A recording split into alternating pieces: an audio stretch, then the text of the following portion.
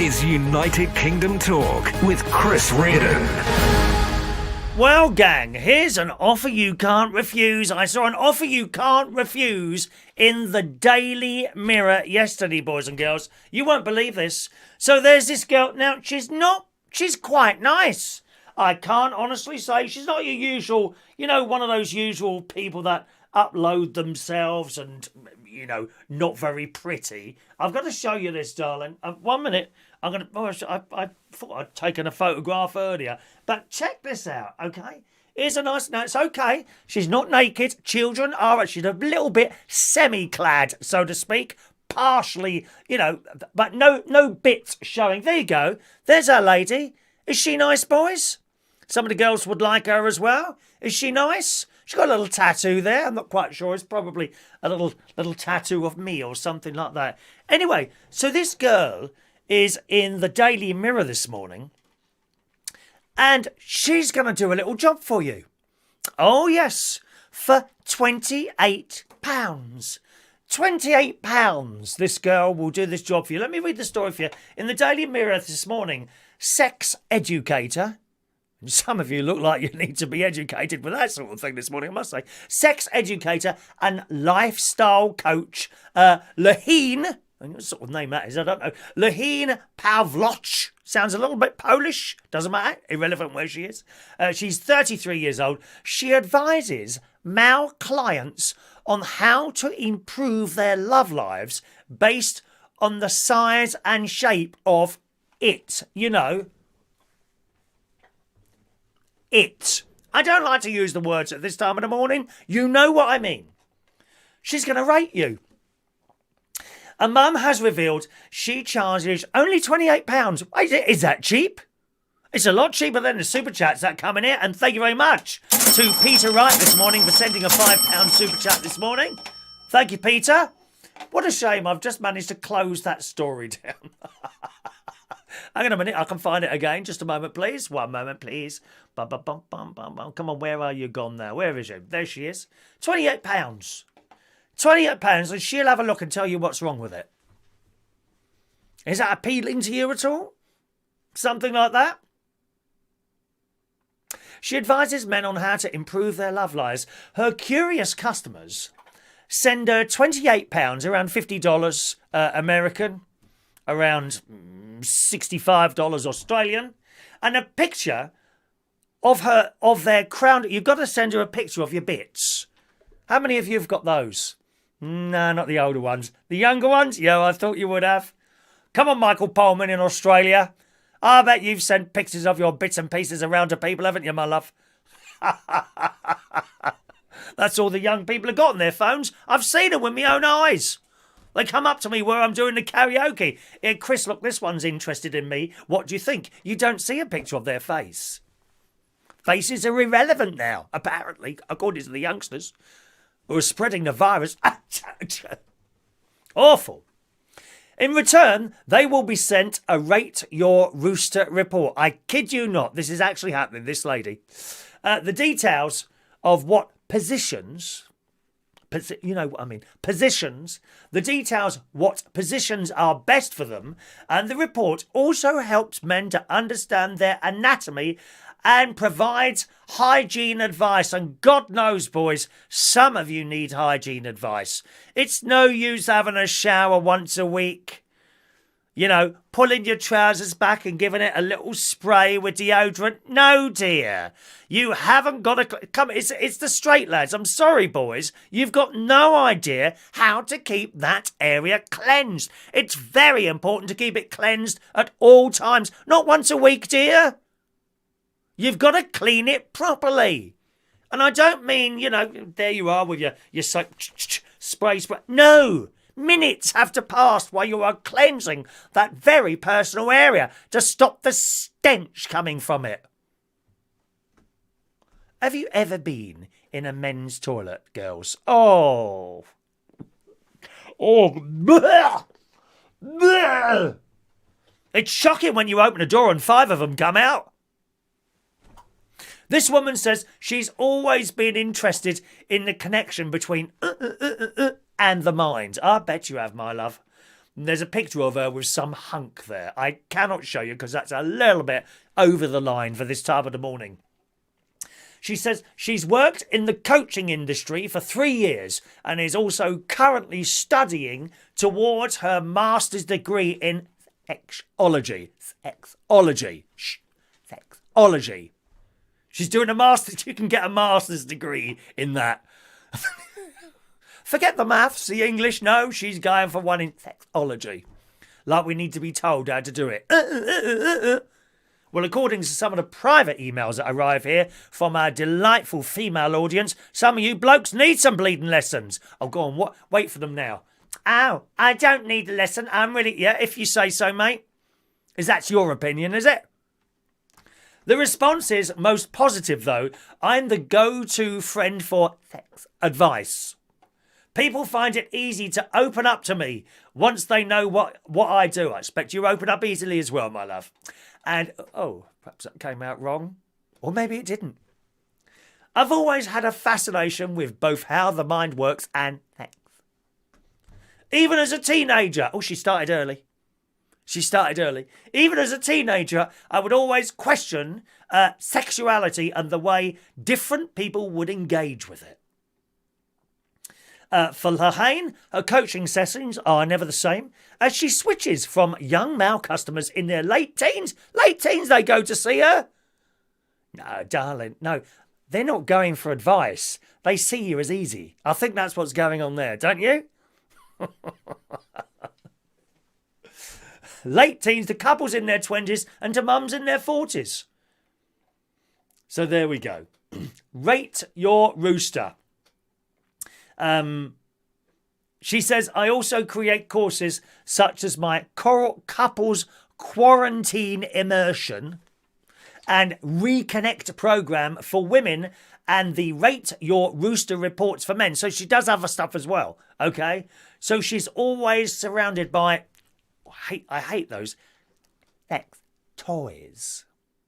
Toys. We're not talking Lego. You know, those toys. Those. Pictures of bits. Or chatting to people. However, the Rate Your Rooster report is definitely one of the most popular services because men feel safe engaging in it. There isn't much interaction and some men find that comforting initially. So there you go. If you've got any problems, she is with... I don't know if who that's with her is very fit. Oh, can I show you that picture? No. No, it's a little bit too much, that picture. But there you go. There you go. So if you need that done, £28. However, boys and girls, this is United Kingdom Talk. And we like very much to give you good quality, cheap entertainment on this programme. And God knows I'm cheap. God knows I'm cheap. £28? Rate your privates from that woman. I'm going to do it for you. It's time, boys and girls, to send your pics in to that email address. Send your pics in and a PayPal payment of just £5 and I will do that job for you. All you've got to do, a £5 PayPal or a £7 super chat. Send a pic of pictures of your bits in and I will rate them live on the show and exclusively at the £5 charge today or tomorrow if you send them in later. Okay? I promise, cross my heart and hope to die.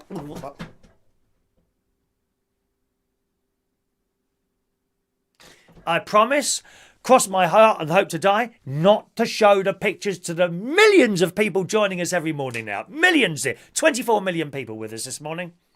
I won't show them to the other people, but I will, on here, for just an additional fee of £1.50, I will rate your pictures in front of everyone. Just £5 instead of her 28. You see, value for money, this programme, eh? Where can you see such value? No licence fee to pay on here, my loves. Good God, no.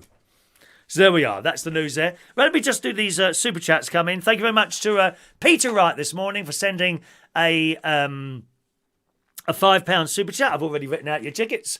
161 to 165 for you, young Peter. And we've got another super chat coming in there from Mr. Christopher Woodhouse. DJ Chris is in the house today. £20 super chat. I believe he's bought someone a gift. There we are. For Paul and Lou, who are the biggest losers on this channel you've ever come across in your life. A £20 super chat. I know what that's for, actually, because he already mentioned it to me. Oh, where's my little jingle gone? Just a moment, dear. Let me push that up. Here we are. Thank you, Christopher. That's a water bottle, I believe. Yes. Christopher Woodhouse, Paul and Lou, if you're here, I may not have got to your numbers yet. He has sent you a water bottle. He sent you one of these. Look at that. Look at that. There you go. And he's paid extra for the postage as well. So I don't lose out. How kind. There you go, Pete. There you go, darlings. All right. Paul and Lou. A water bottle for Paul and Lou from DJ Chris. Also, Chris, I don't know if you know that, I'm going to put you down as CW on here just to save a bit of time. There are no other CWs, are they? If I put you down as CWs, because you also get 20 free raffle tickets by doing that, okay? 20 free raffle tickets for Christopher Woodhouse. There you go. And that's for this week's prize. This week's prize for the Super Chatters raffle is a mug, which is standing next to me there. That's the Super Chatter raffle this week. So you got the chance to win one of those, Chris, as well. All right? Nice one. 20 little raffle tickets. 181 to... Oh, hang on, no, they're out of order. 166 to 185. 166 to 185 on the Super Chat draw. Thank you, DJ Chris. There you go. All right. Thank you very much. There you go. Put those in there. Let me just mix them up a little bit. There you go. All right. Put them in there. Thank you very much, Chris. And a water bottle will be on its way to Paul and Lou. Paul and Lou, if you're watching this morning, I've not come to the chat box yet, my darlings. But just email me your full postal address and that will be in the post for you this afternoon. When I go and post Sybil's one, she won last night, and Diane Jebs. Oh, pen. And who was the other one who won? Oh, what's her name? Jenny Sam's pen as well. All be in the post for you in a couple of hours' time. All right. Some more stories here. Oh, dear. Prince Philip ain't happy, is he? He's told it how it is. Now, I like Prince Harry. Some people start screaming he's racist because of the words he uses. I don't think he is racist at all. Not one little bit. It's just how people used to talk in those times. And I accept that. And if we became more accepting of people around this world, it'd be a lot happier place. I don't know what's going on with people. They're becoming less and less and less tolerant, don't you find? You know, you've only got to look at what's going on in the streets. In fact, yesterday, I have to tell you, our manager at the Central Station, Guy, very good friend of mine, Guy, he sent me a picture and, fortunately, the security camera footage. Some woman came into the pub yesterday, early evening, I think it was, early to late evening, somewhere in that period, shouting and screaming, one of the Extinction Rebellion lot. You know the sort. Long braided hair, hasn't been washed for weeks, looked like they just crawled out of a gutter. Well, she came into one pub and started screaming and shouting. The manager said something. She said, "Why, have you got a problem with that?" And she was then asked for leave and she left. But she went out one door and came in the other door down the end, at which point the two boys, Guy, the manager, went over and asked her to leave again, and she took a swipe at him. He put his, not forcefully, but, kind of forcefully, he grabbed her to take her outside, at which point she, dirty, disgusting cow, bit his finger. She bit his finger, at which point he called for help, one of the barmen, and they literally picked her up, one each end, and chucked her, not through, carefully. They put her down in the gutter outside the pub from where she left and locked the doors for 5 minutes till she went. That's the sort of person we're dealing with now. There's hundreds of these people, and it's getting worse. I don't get it. Don't get it. Because he didn't shout there and say, oh yeah, I support Extinction Rebellion in this case, or any of the other little left-wing groups that go marching around the place. Because of that, she attacked him. That's the sort of person we're dealing with now. Fortunately, all on the security cameras. But the bite, she might have hepatitis. If you've got hepatitis, then I don't blame you. Whatever way you got it, there's several ways of catching it. It's just one of those things. But she might have had something like that. And she's bit his finger, drawing blood, I have to tell you. Awful people. Awful people. Less and less tolerant, aren't we, towards people? I like to think I'm pretty tolerant. I couldn't care less what colour someone is, what race they are, anything. I don't care. I don't care what you are. You want to go and dress up as women's clothes all the time? I couldn't care less. It doesn't bother me. Each and every one to their own. Don't care.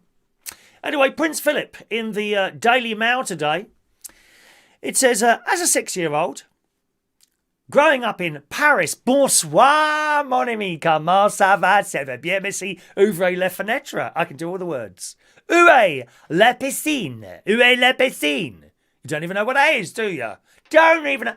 Ow, what's that? Is he being rude? Oh, I'm going to write to Ofcom. Well, good luck with that, because they don't control this programme. We're not independent local radio or the BBC. Not yet, anyway.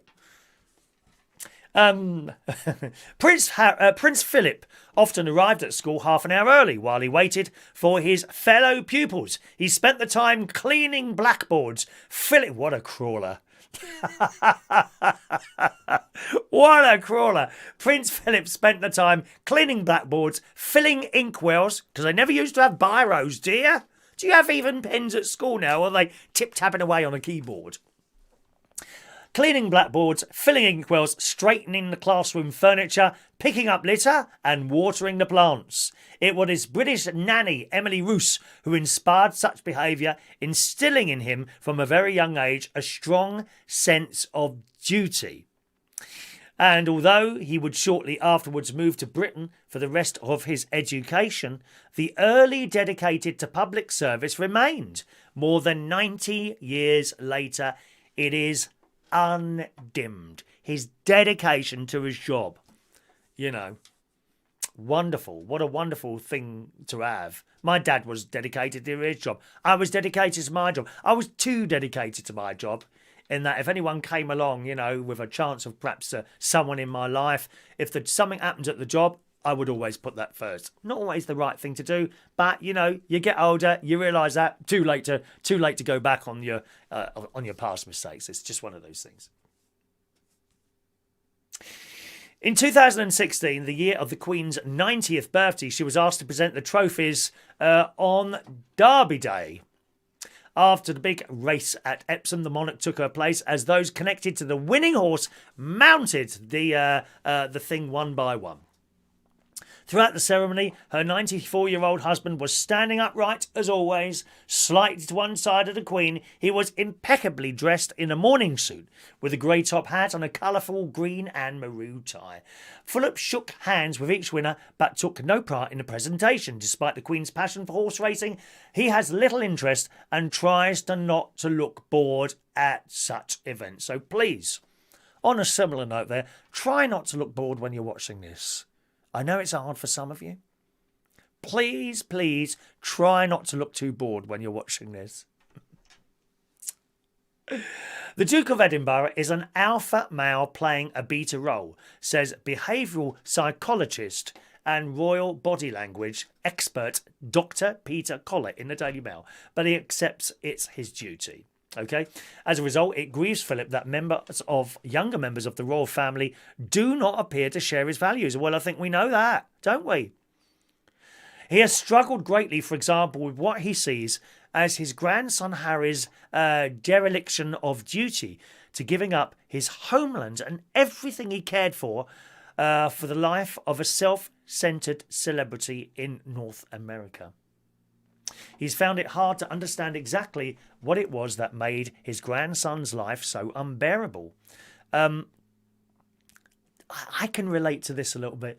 As far as Philip was concerned, Harry and Meghan had everything going for them: a beautiful home, a healthy son, and a unique opportunity to make a global impact with their charity work. And it goes on. For a man whose existence has been based on dedication to doing the right things, it appeared that his grandson had abdicated his responsibilities for the sake of his marriage to an American divorcee in much the same way as Edward VIII gave up his crown to marry Wallis Simpson in 1937. Now, I've got to tell you, it seems, no disrespect to you ladies, not everyone of course, but men do, I'm sure it works the other way as well, men do fall under women's spell. And vice versa. I certainly once fell under someone's spell, no names mentioned, okay? And I just don't understand it. You kind of are turned against the very people that love you. And you start taking someone else's side who kind of is on their own agenda, if you see what I mean. And I have wondered if this is what's happening there. He's completely under her spell. So she says something, he does it. I myself was like this many, many years ago with one particular person. And my God, does it come back to bite you when your mum and dad are dead, you know? And for a while, for a few years, I was very, very just looking for faults in my own parents.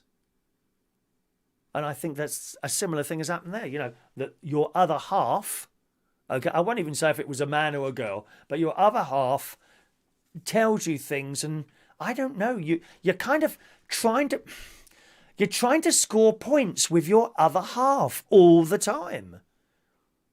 And much to the detriment of the very people around you that have loved you for years and years. You know, whether that be other friends, parents, in my case, parents. I was dreadful for, I don't know, about 3 years. About 3 years. I was awful.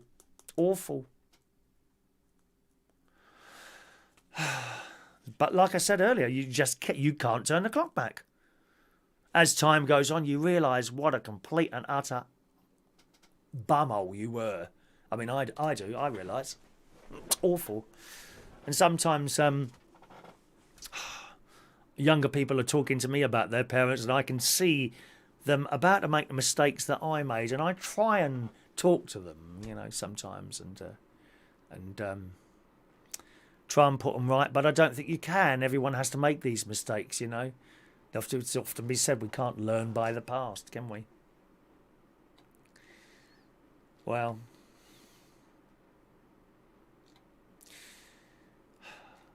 I don't know.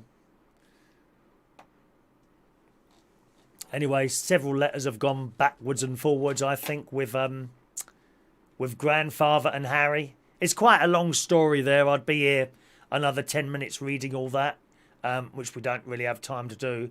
But if you want to have a look at that, that's in the Daily Mail this morning. Okay? It's in the Daily Mail this morning. I think he will have spoken up to the boy and told him what's what, so to speak, and perhaps someone has to. But I don't think the boy would listen, really, because I think he's under the spell. What do you think on that, eh? Any thoughts on that one? Let's read some of your messages this morning, gang. All right, here we go. Good morning to Jason Hughes, Diane Jeb, David Arnold, who's a new subscriber. Very good morning to you, David. Hope you like our little show. It's quite mad. Well, I say mad. Something wrong with it. Definitely wrong with it. I'm not quite sure what. Morning, David Arnold. Whereabouts are you? Are you? You're not. I don't suppose for one moment you're David Arnold, the very highly renowned composer, are you? Or are you just an ordinary David Arnold, like I am an ordinary? Well, I say I'm an ordinary person, an international megastar. That's me. Morning, David. Welcome to the show. Hello to Diane Jeb. She won one of the bingo prizes last night. Good morning to young Michael Palman. Good morning, Michael. Good morning to Peter Wright. Good morning to John Parrish. John Parrish has sent in a couple of photos this morning, boys and girls. A couple of little photos from John Paris to show you in exchange this morning for it's going to be bargain day today, just 21 likes. 21 likes, and I'll show you John Parish's photos. Also within the show today, of course, we have our weekly raffle, okay? Someone's going to win one of these later. Someone will win one of those later. Each show, I give out raffle tickets right at the end of the show, usually, okay? I give out raffle tickets, and on a Monday morning, we draw the raffle. That will happen during the show today, okay? Good morning to the lovely Denise. Morning, Denise, who's head of ducks on this channel. Good morning, Denise. Hello to you, my love. Gary Davidson. Good morning, young Gary. Hello, Gary Davidson. There's Paul and Lou. Paul and Lou, you've been bought a gift. Send me your postal address, girls and boys, and I'll send that to you straight away this morning. Okay, hello to Gary, 2 tickets, Ross. There's our lovely Sherry DMP. She's got her own YouTube channel. Check it out, gang. She's always smiling. Good morning to Jeff. Morning, Jeff. Why does she only rate privates? What's wrong with corporals and sergeants? Very good, Jeff. Very good, Jeff. Good morning to you, sir. Morning to you, sir. Jeff's got the caravan next to mine up in Lincolnshire there. Good morning to Daniel Holmes. Morning, Daniel. Just scrolling down there. Peter says, good morning, losers. The losers are here now. There's our Christopher Woodhouse. You right, sunshine? I'll try and come round to you this week, Chris. I've got that thing for you, okay? So everyone. Oh, there's my nephew. Scrap it, man. Just sitting on the toilet and flush for a full wash. What, me? Gary watched. I didn't realise my nephew watches the show sitting on the toilet, a lot of it. Did you know that? Because I didn't. I was informed reliably by his wife the other day. He watches the show sitting on the toilet. He can be there for an hour. I suppose that's his little space, isn't it? I had no idea my own nephew watched it like that. Although he has upset me. My nephew has upset me. Now, you may have heard me mention this on the show last night. But I've been horrified, boys and girls. Horrified and shocked. I should have taken a picture of it this morning. I forgot to take the picture. I was horrified and shocked. Now, my nephew, he's got a packet of my new playing cards. There they are. Which you can win. We'll probably put one in the Super Chat drawer in a couple of weeks' time. Next week's Super Chat, this is Super Chat prize this week, a mark. Next week it's going to be one of the backdrops. And maybe the week after we'll do the cards, okay? Anyway, he wanted a set of cards. It's my nephew. I'll give him a set of cards. Right? I've thought no more of it. And then I was watching one of his repair videos. And he was working on this dirty, greasy, disgusting looking lawnmower. Full of dirt and grease. And there he was, and I'm very proud of my nephew. Very proud of both my nephews and my niece. They all work blooming hard. And Gary's found this thing, I think. He does YouTube videos, fixing stuff and taking stuff apart. And he's got this dirty, disgusting, grease-covered lawnmower. And there it is. Petrol thing it is. You don't do electric. Petrol. Proper lawnmower. Not like me. You know, I've got a puffy electric thing in my cupboard, dear. That suits us. Us gays, we don't know what to do. You know, we plug it in and we switch it on. Doesn't work, we just go and buy another one. I'm sitting there taking something apart in the middle of the garden, dear. Getting me nails dirty? I don't think so. Just order another one off Amazon. It comes in a lovely clean box. Nothing to take apart. Petrol engines? Oh, not my nephew. No, there he is in the garden. All bits all over the place. Little bits. Oh, Christ, no. Anyway, he's got this dirty old lawnmower. It's disgusting. And there he is doing his video. And he takes the top off. And he undoes all the screws. And he's got this, I don't know, what is it? It didn't look like my adjustable spanner. And why he's not got an adjustable spanner, I don't know. And I don't understand blokes. I really don't understand these proper, so-called proper men, so-called, you know. They got these great big cases, and there'd be a handle in these cases with all these different little things to put on the top. Right? All different shaped, like, spanner ends. I don't know what they're called. What are they? Okay? Why have they got that when they can just get an adjustable spanner?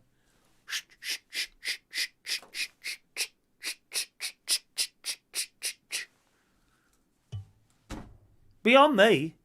More money than sense. Great big cases of these things they've got. One handle and all these different attachments to put on the end. Just get an adjustable spanner. Oh, you only need one? All that weight saved carrying all this old crap around. Anyway, so he's got the tool and what he does when he's doing the video, he speeds that bit up to save time. Fair enough, just the same as his dad does on Retro Restore. And does this, lift this thing off, finds this little bit of, I don't know what it is, a little bit of mangled metal at the front there, a bit of metal like that, pulls that out, then he gets this little thing out. It's a white thing with a metal bit on the end, something to do with sparks or something like that. I don't know what it is, right? Then he gets a bit of sandpaper, starts scraping that. Oh, I can just imagine the dust. This is in his shed, dust everywhere. More chance of dying from dust inhalation than coronavirus in that house, I'm telling you that now. Scrape, scrape, scrape, he's going on this blooming thing. Then he puts it back. Then he puts this bit of metal back and starts turning it. And says you've got to turn it until it gets magnetised or something. So he's turning this thing and suddenly this bit of metal goes boom. He said, yep, that's it. That's where the magnet is. And then he says, now we've got an adjust the gap. Adjust the gap. Now, I think I've seen someone doing this, adjusting the gap on these little white things with the metal on the end. Plugs, spark plugs, that's it, spark plugs. See? I know, I'm not thick. I'm not thick. So he's adjusted. So he says, so I thought he was going to bring out like a little, like a penknife with various different little thicknesses of metal. And he says, I found the ideal thing to use this. And then, here it comes, don't rush me. Then produces, from this wonderful pack of cards, produces one of my playing cards and then pushes it in between these bits of metal to make the adjustment. This dirty, disgusting, grease flea infested lawnmower, and is using my brand new spanking playing cards to make an adjustment. That is what horrified me yesterday in the video.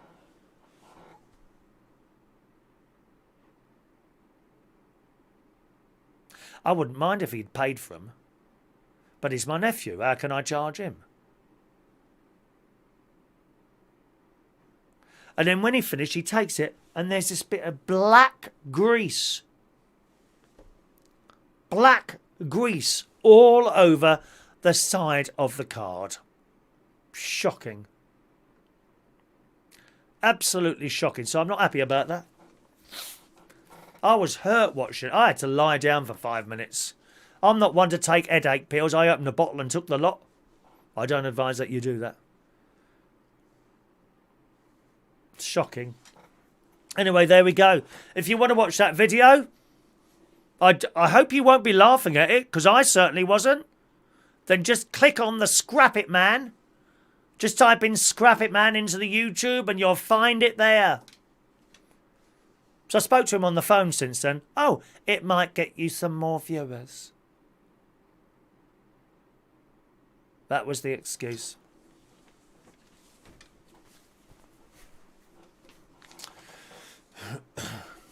Paul and Lou are thanking Christopher Woodhouse for their gift this morning. There you go. Well done. Good morning to Parkness. Hello to you. There's our lovely Fran Green. Good morning, Fran. Scrolling down a little bit here. Where are we now? One moment, please. Oh, we're jumping all the way down the bottom there. Get some words in. Morning to Dylan Hutchinson. Good morning. Dylan's new. Hello, Dylan. Hello to Mandy Davenport, head of pain and suffering on this channel, boys and girls. There she is, waiting for instructions. Not that she needs any. She don't need instructions. Mandy don't need to be told anything. She knows. She's watching and she's on the ball. Don't muck around. Thank you, Mandy. Good morning to John Parrish there. John has sent his pictures. Daniel Woodhouse. She calls my thing a rooster. Mine's perfect, thanks. Now, usually Daniel Woodhouse, actually, it's usually the blokes that say, no, there's nothing wrong with my bits and pieces. Mine's perfect. It's usually those ones that have the worst ones. It really is. Oh God, I can just imagine it now, dear.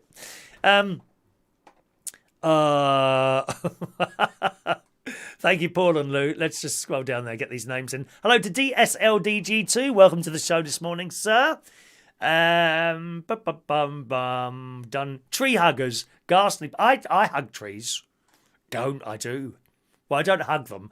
Over the forest sometimes, I'll be attracted by a magnificent tree. Good morning, Maureen. Maureen just texting in there. I will be, as I'm walking through the forest, which I'll be going up there later, if I see a magnificent tree, I feel drawn towards it. And I will connect with it like that. I won't hug it. That's a bit odd, isn't it? Trying to hug a tree. Mind you, some of you people on here are so desperate you will do anyway.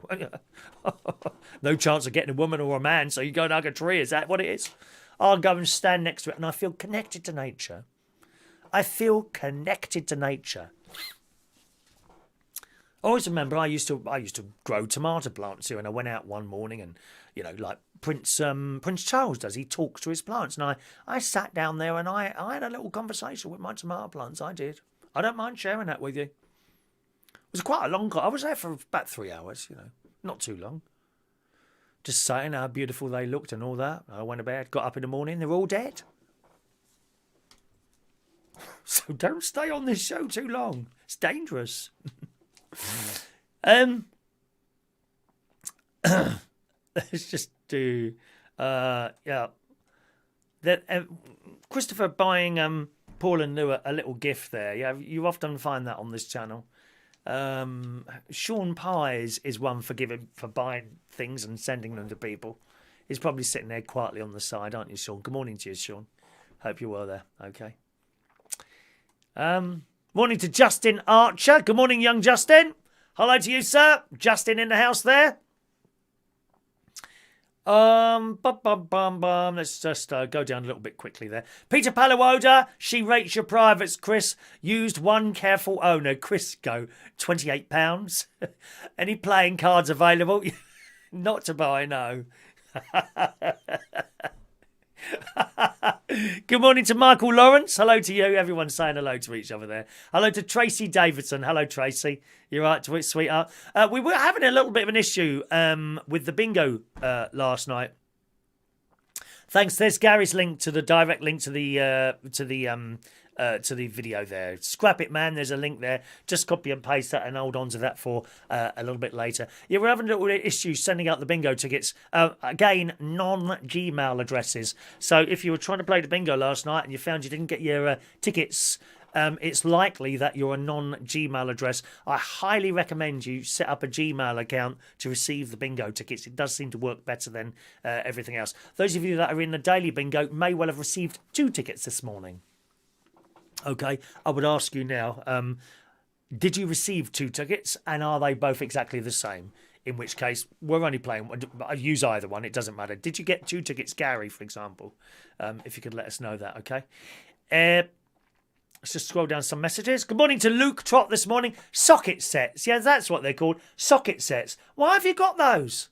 Why have you got socket sets? What's all that about? One adjustable spanner, that's all you need. So easy. So easy. That's why I'm so good at DIY. You only need a couple of tools. One adjustable spanner, one screwdriver. You get the small one, that can do the big ones and all, can't it?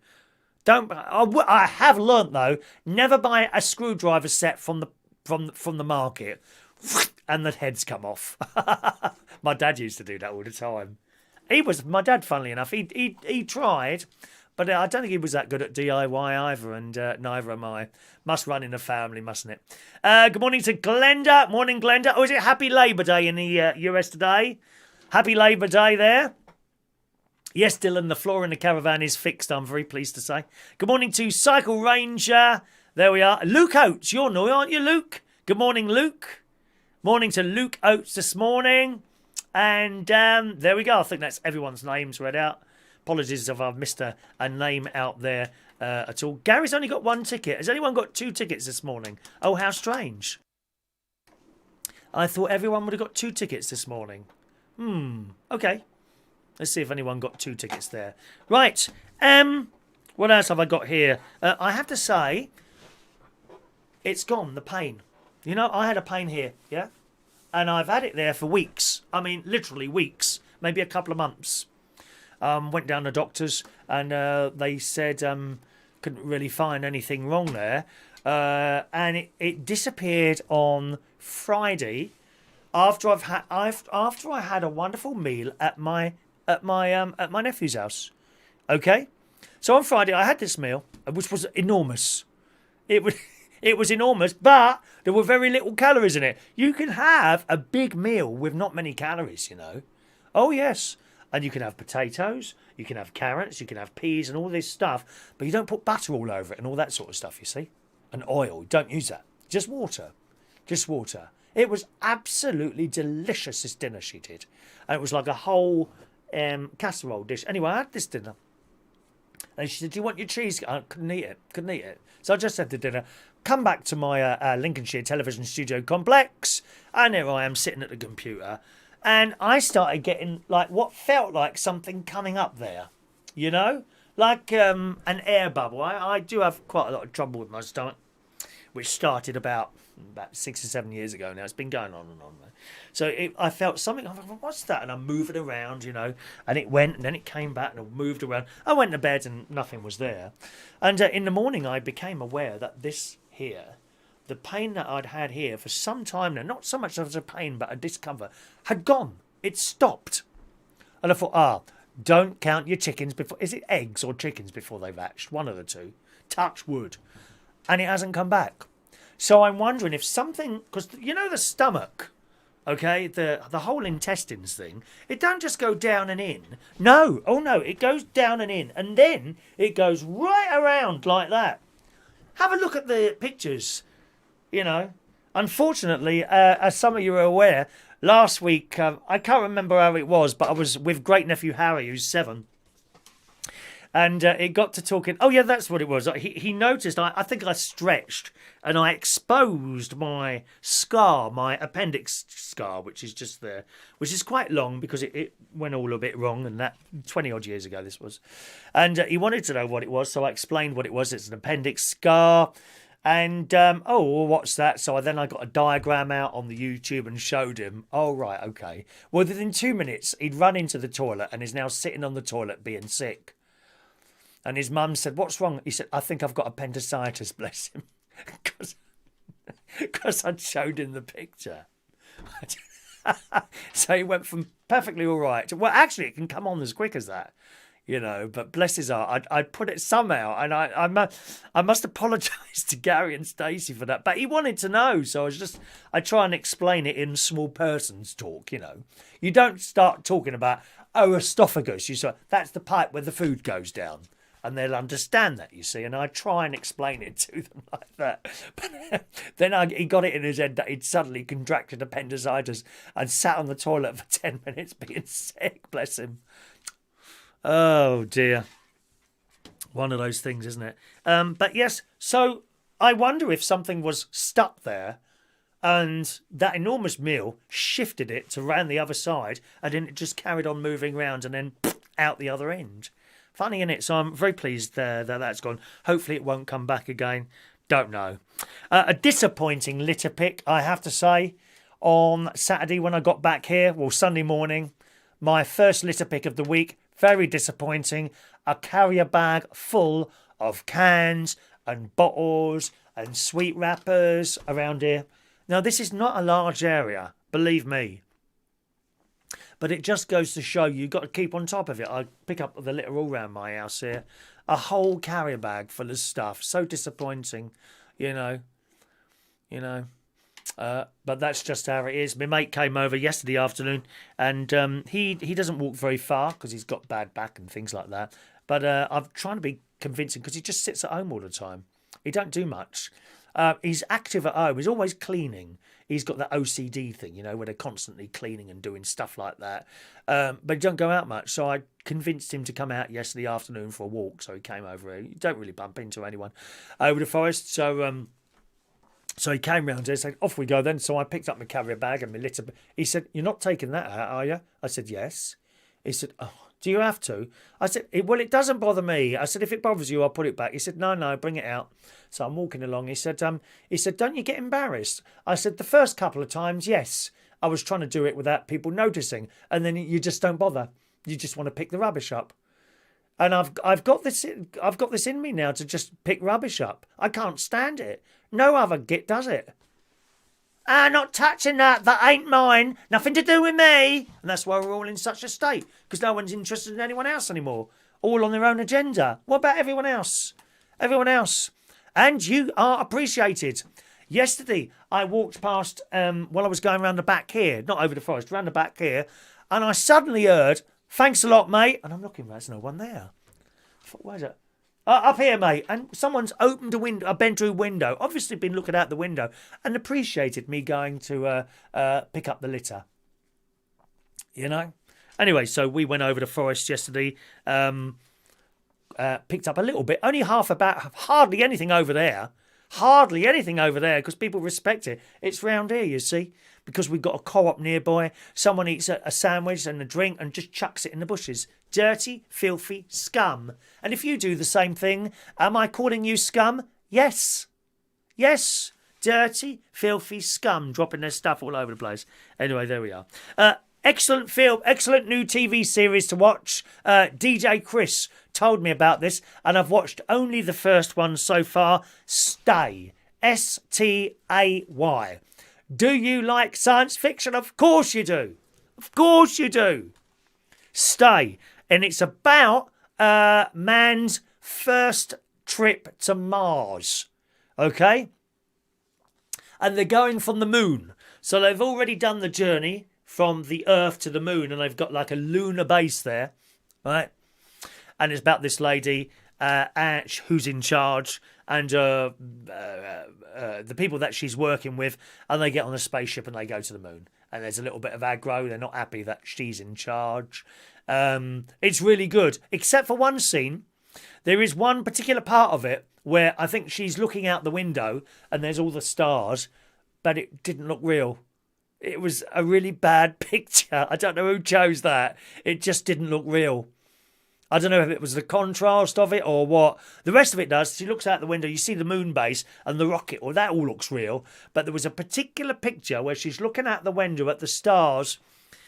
No, it didn't look real. Very bad. Very bad. But it looks quite good. I've only seen one so far. So that's Stay on Netflix. Stay on Netflix. Sci-fi series about them going to Mars. I treated myself yesterday. I just spoke about the co-op, didn't I? On the way down to the co-op, picked up the rubbish, and then there's a bin by the co-op, so I was able to put it in there. Then I went in there, and last night I treated myself to a co-op posh pizza. £5.50, dear.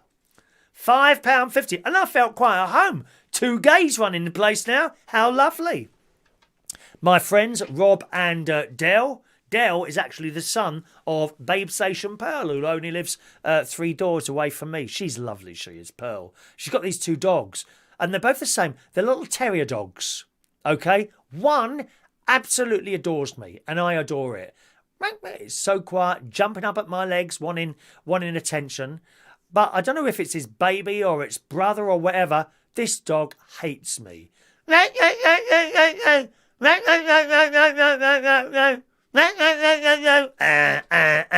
then it goes all quiet when I don't look at it and starts sniffing around me. And then I put my hand down and it starts barking again. Isn't that funny? One dog likes it, the other one doesn't. I wonder why. Very, very strange. Very, very strange. So that was the big co-op pizza. I think that's about it. Oh, sad news, boys. Have I got any sad music? No, I haven't got sad music. Sad news this morning, boys and girls. Very, very sad music. And that is, I went outside yesterday at my front door, and I've got like, the saucer for pots. The saucer for pots. And there's a little yellow bird dead in it, sadly.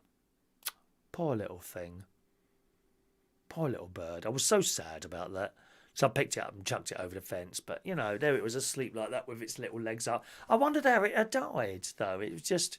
I mean, the saucer is very... it's not very deep. You couldn't have drowned in it. Wouldn't have fallen over like if it was like a perhaps a bucket of water. It wouldn't have fallen over. It was a very, very, very narrow. It just had a little bit of water in it, and it was floating upside down it. Poor little yellow bird. One of those yellow tits, I think it was. Yellow tit. Something like that, you know. So that was a little bird. There's I'm sure there's a pigeon nest underneath my solar panels. The blooming, they're cooing away. Coo, coo, coo, coo. Like that all the time, they're cooing away. So annoying, dear. Not only that, but there's pigeon poo all over my new roof that I've got on the shed next door, the lean-to. Pigeon poo all over it. Eating into my wood as we speak, dear. Horrible things, aren't they? Rats, flying rats, that's what they are, pigeon poos. Pigeons, rather. Good. I turned on my phone this morning. That was very strange this morning. And there was Chinese words on here. I think they were Chinese. They were those strange hieroglyphic shapes. Chinese words on my phone. Isn't that strange? Isn't it? Just a moment. Isn't that strange and mysterious?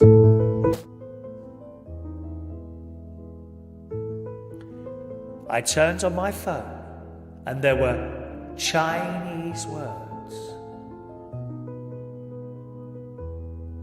Do you think I'm being hacked? The Chinese authorities are watching this show. I find it very scary. Why are they watching this? Probably they want to learn the Queen's English, and God knows I speak very good English, as you well know. As you well. Anyway, I hit cancel and the English words came on. It was a bit strange, wasn't it? Let's have a look at some of your messages there. Let me just scroll up a little bit back there. Good morning to John Aitken joining us there. Morning, John. Morning, John Aitken. Everyone's got one ticket. Oh, how strange. I don't understand that then. Strange. Very, very strange indeed. Is EastEnders back on tonight, says Peter Wright. Thank you, Peter. Thank you, Peter. That programme was called Away. What did I call? Stay? Is it called Away? Thank you, Chris. It's actually called Away, that thing on Netflix, gang. Okay, Away is the thing on Netflix. There you go. Cycle Ranger. I was at a bus stop with a bin. People were reading a free newspaper. When they were finished, they just threw it on the floor. I see that on the trains. Well, I haven't been on a train for a while, but you see that on the trains. They pick up their free copies of the Metro, usually, I think it is. They just read it and just leave it on there or drop it on the floor. Dirty, disgusting people. Dirty, disgusting people.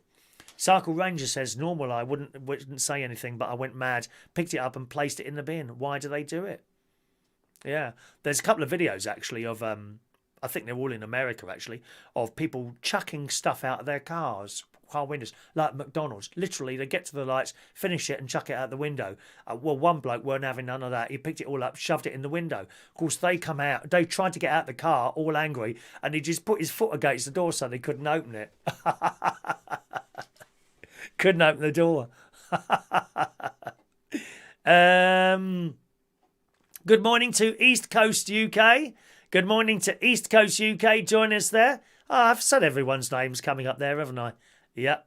Said good morning to Glenda. Yep, Glenda's with us this morning. Don't forget we've got a text number as well if you're a silent viewer. And we have quite a lot of silent viewers just watching there quietly, not getting involved in the text box. I know you're there. And a very good morning to you. You can always texting if you want. 07551 259 675 is our text number. It's not a phone number. If you ring it, no one will ever answer it. It's only for texts, okay? So 07551 259 675 is our text in number. And good morning to Andy V. We've got a couple of new people this morning, haven't we? Morning, Andy V. Hello to you. And there's young George Bond. Good morning, George. George Bond is in the house. He's got his own YouTube channel. He does bingo, quiz. If you watch my quiz on a Tuesday night, 8 o'clock we have quiz night here. 8 o'clock Tuesday night is quiz night here on this channel. Watch my quiz, but if you miss it, don't worry. Go over to George Bond's channel and he does exactly the same quiz, don't you, George? Good on you. Good on you. Have Martin and Gary finished the caravan floor yet? Yes, they have actually. Yes, I've got to put the lino back down. I think, I had a little job to do. Whereas there's like a piece of metal, like a grid, underneath the boiler. There's like say not boiler. It's like a water heater. It's not a boiler because I haven't got central heating there. I've got air heat in there. So if the boiler's on the wall there, right, say there's the boiler, okay, and then there's these pipes coming down from the boiler, and then there's another piece of wood there, and this bit here, there was a grid on it. Martin had to take it off to look. Anyway, I'm not quite sure what that grid's for, to be honest. I just assume it's to stop mice coming in, possibly. Don't know. I'm just guessing that, okay? So that boiler's there. And the idea for that is if there's a leak, and I do happen to know, even though I'm crap at DIY, I do know that gas is heavier than air. So if there's a leak coming out of the boiler, okay, the gas will simply drop down, okay, and go out of the little grills that are in the floor directly underneath it, so that it'll fall down that grill and then carry on going down, and there's another grill in the bottom, and it'll just fall out the caravan. Safe. Well, not completely safely, but better than going in the caravan and gassing me. Gassing me to death. You know? Anyway, so Martin had to take this grill off, and I noticed it wasn't back on there, so I thought I'd have a go at that. 4 screws. That's all it is, 4 screws. The trouble I had doing that, putting these 4 screws back, oh, Christ. And I just get so angry with myself that I can't do these simple DIY things. Most of the ladies on here would be able to do it. Dreadful. Just can't do it. Good morning today to Artek. There's a new person there as well. Morning to you, Artek. Hello to you, sir. Whereabouts are you? All these new people there this morning. Good morning. I expect some of you have come over from my brother-in-law's channel, Martin's channel. So good morning to you, Artek. We do like a little bit of a chat in the morning. We do news stories, all sorts of that. I kind of dip in and out of the chat. I don't just sit here and read messages there, my darlings. Someone's just texted in, finishing with a number 64. I haven't got your name on there, so I don't know who you are. Whoever that was who just texted in. Do you want to text back and just put your name there and where you are, so we know who you are there, my loves? Okay. 21 likes. We got a couple of pictures from John Parrish to show you this morning, boys and girls. Just 2 pictures. If you'd like to see those, I will require 1 more like. Just hit that little thumbs up button and I'll show you the pictures there. Okay. East Coast said it's a game show trapdoor. Having trouble with 4 screws. Yeah, it's a joke, isn't it? Coventry. Artek's in Coventry from Martin's channel. I used to DJ somewhere there, Artek, about, not too long ago, about 4 years ago, a place called Rainbows. Did you know it? It was just off the roundabout. It was a gay place. I think they've changed the name now. The people that owned it, Terry and Martin, lovely fellas. Oh, wonderful. They're just fantastic. Artek. Thank you. It's Artek who's finishing 6-4. So thank you very much for that, Artek. All right. Yeah, lovely fellas, Martin and Terry. They've retired now and they've gone to live in Gran Canaria. But I worked for them for about 2 to 3 years at Rainbows in Coventry. And it was the journey, really, that done me in the end. Because I'd finished there, I think it was a 3 o'clock finish. And I wouldn't be getting back here till 5 in the morning. I was so tired. So tired. So I gave that one up in the end. But it was all right while it lasted, you know.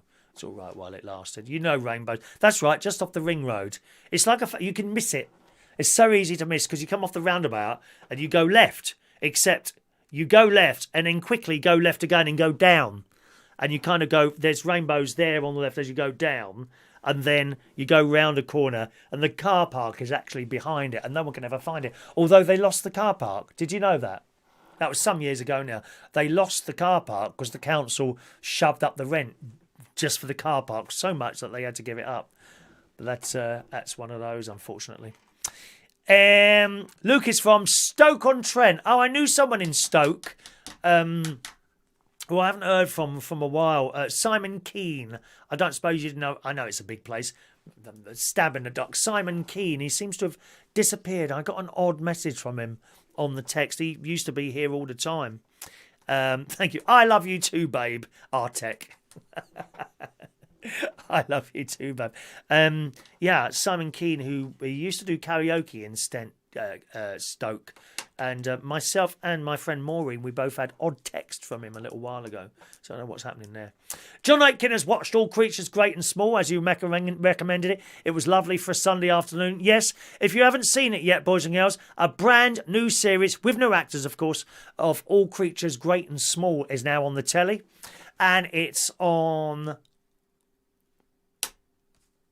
Tuesday or Thursday nights on Channel 5. It's wonderful.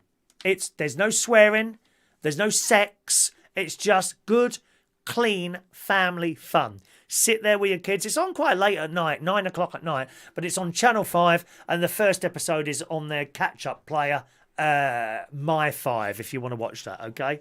It's really good. All right? All Creatures Great and Small on Channel 5. Artex says, could you give my girlfriend Lucy, please? Sorry about the last message. I love you, babe. No, that's for your girlfriend, isn't it? I love you, babe. For your girlfriend. So there you go. Artex says, Lucy, he loves you, babe. Oh, UB40. UB40, isn't that a song there? Tuesday night at 9, is it? Okay, Tuesday night at 9 o'clock, which should be after Holby City, but there's no Holby City at the moment. No Holby City.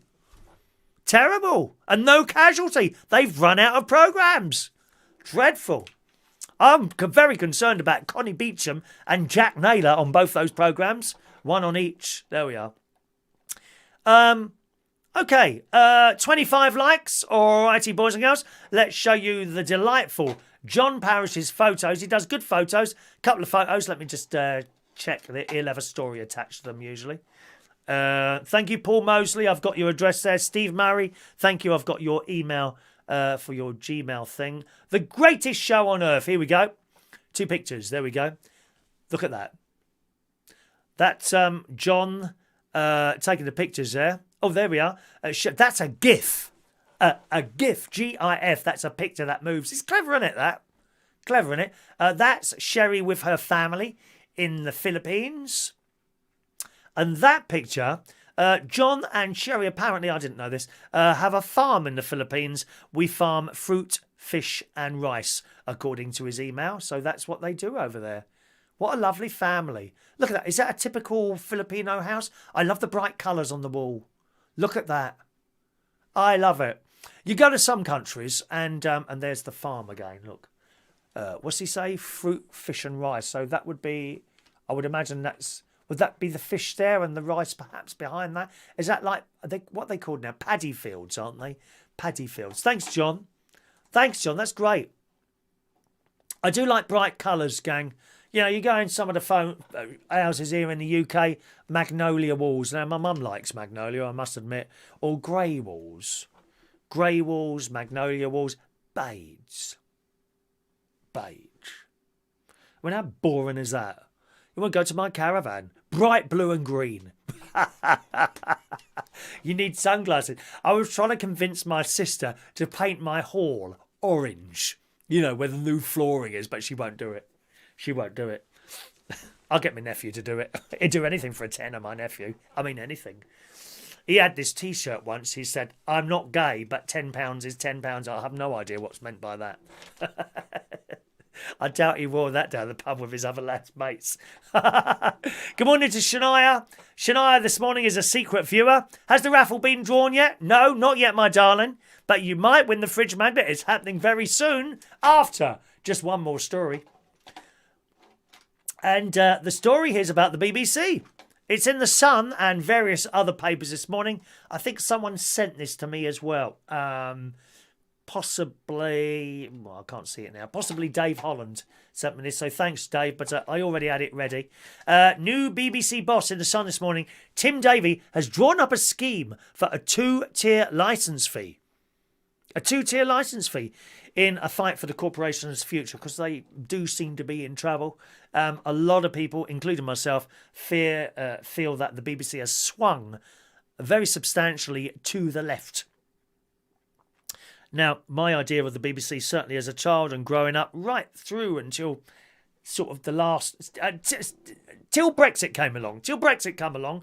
I always thought they were fairly down the middle. Then Brexit came along and they went further and further and further to the left. And that's personally my own personal opinion. You may have a different opinion on that. I think they've gone far too far to the left. They're supposed to be down the middle. If it's an independent news organisation like Sky, well, they can choose which way they want to swing. They're probably slightly centre, probably a little bit more right than I am. I'm kind of, if that's the centre, I'm there. I'm slightly to the right. Only slightly. Very, very slightly. You know, some of the news stories in America, they're like that. I mean, they're right over there, far, far too far to the right. But I like to think of myself as fairly close to the centre, but slightly so to the right. The BBC, I think, are on the left. And it's become really obvious. All this woke stuff going on and all that crap. All BS. And then they tell you a story about someone that's been hurt or something like that, or someone's been arrested or something. And, oh, it's terrible that the police done this. And then they don't tell you what the person did to be arrested. You know, on a not so serious thing as that. There was an article in one of the papers last week on the Twitter. Someone had posted it on Twitter, and I made my comment. And the article was that this young mother was so annoyed that her child had been sent home from school for wearing the wrong uniform. Now, we don't know what part of the uniform it was. It might have been just the socks. Irrelevant. That is the uniform, dear. You sent your child to that school, which you know the rules for the uniform, so get them the right socks or go somewhere else. And I put something on that, something like, she knows the rules. Stick to the rules or go somewhere else. It's as easy as that. That's how I feel about it. Rules are there. Why do you think your child can get away with wearing different socks to everyone else, or a different hat, or a cardigan because it was cold? Well, buy them the right cardigan then. That's the rules. Anyway, in The Sun, new boss Tim Davies has drawn up a scheme for a 2-tier licence fee in a fight for the corporation's future. Under the proposal, viewers will be given the option of taking up a premium or standard package as part of long-term plans being discussed. This is all about the change. Most of other TV has changed now, as you well know. ITV, a small little thing of what it once was, isn't it? So sad. ITV with all those little different regional TV companies all coming together and working and doing their own thing. I thought it was brilliant. And then they started buying each other up, and we're just left with one big ITV now. I think Channel Television and Ulster Television are out of it. I don't think they're part of it, if you see what I mean. I think they're still independent, although they take a lot of the... I might be wrong with that. I'm not quite sure if they've been swallowed up as well. All swallowed up by just one big ITV now. And look at it. Look at it. What a mess. Just awful. The only thing we're left with at the moment is the BBC. And I think that's about to change as well. The Sun goes on. Marquee shows such as The Night Manager. Do you remember that? Oh, it was great, wasn't it? £3 million an episode that cost. £3 million an episode that cost to make. The Night Manager. The Bodyguard, fantastic again. Normal people would be likely part of any elite package. So you could have the standard package, but if you want that stuff, gonna cost you a bit more. This is all going to change, isn't it? Which I think is a shame, for those people that can't afford it. There are people that can't, they have enough trouble buying the licence fee, but they just about managed to scrape together 156 quid, which actually, I don't think in the grand scheme of things is a lot of money. I really don't. So what is that, £153 divided by 12? What's that, about £10 a month? Something like that? Bit more, maybe £15 a month, is it? Something like that. I don't think it's too bad. But for that, you get the whole thing. You get everything. What a bargain. That could well be changing.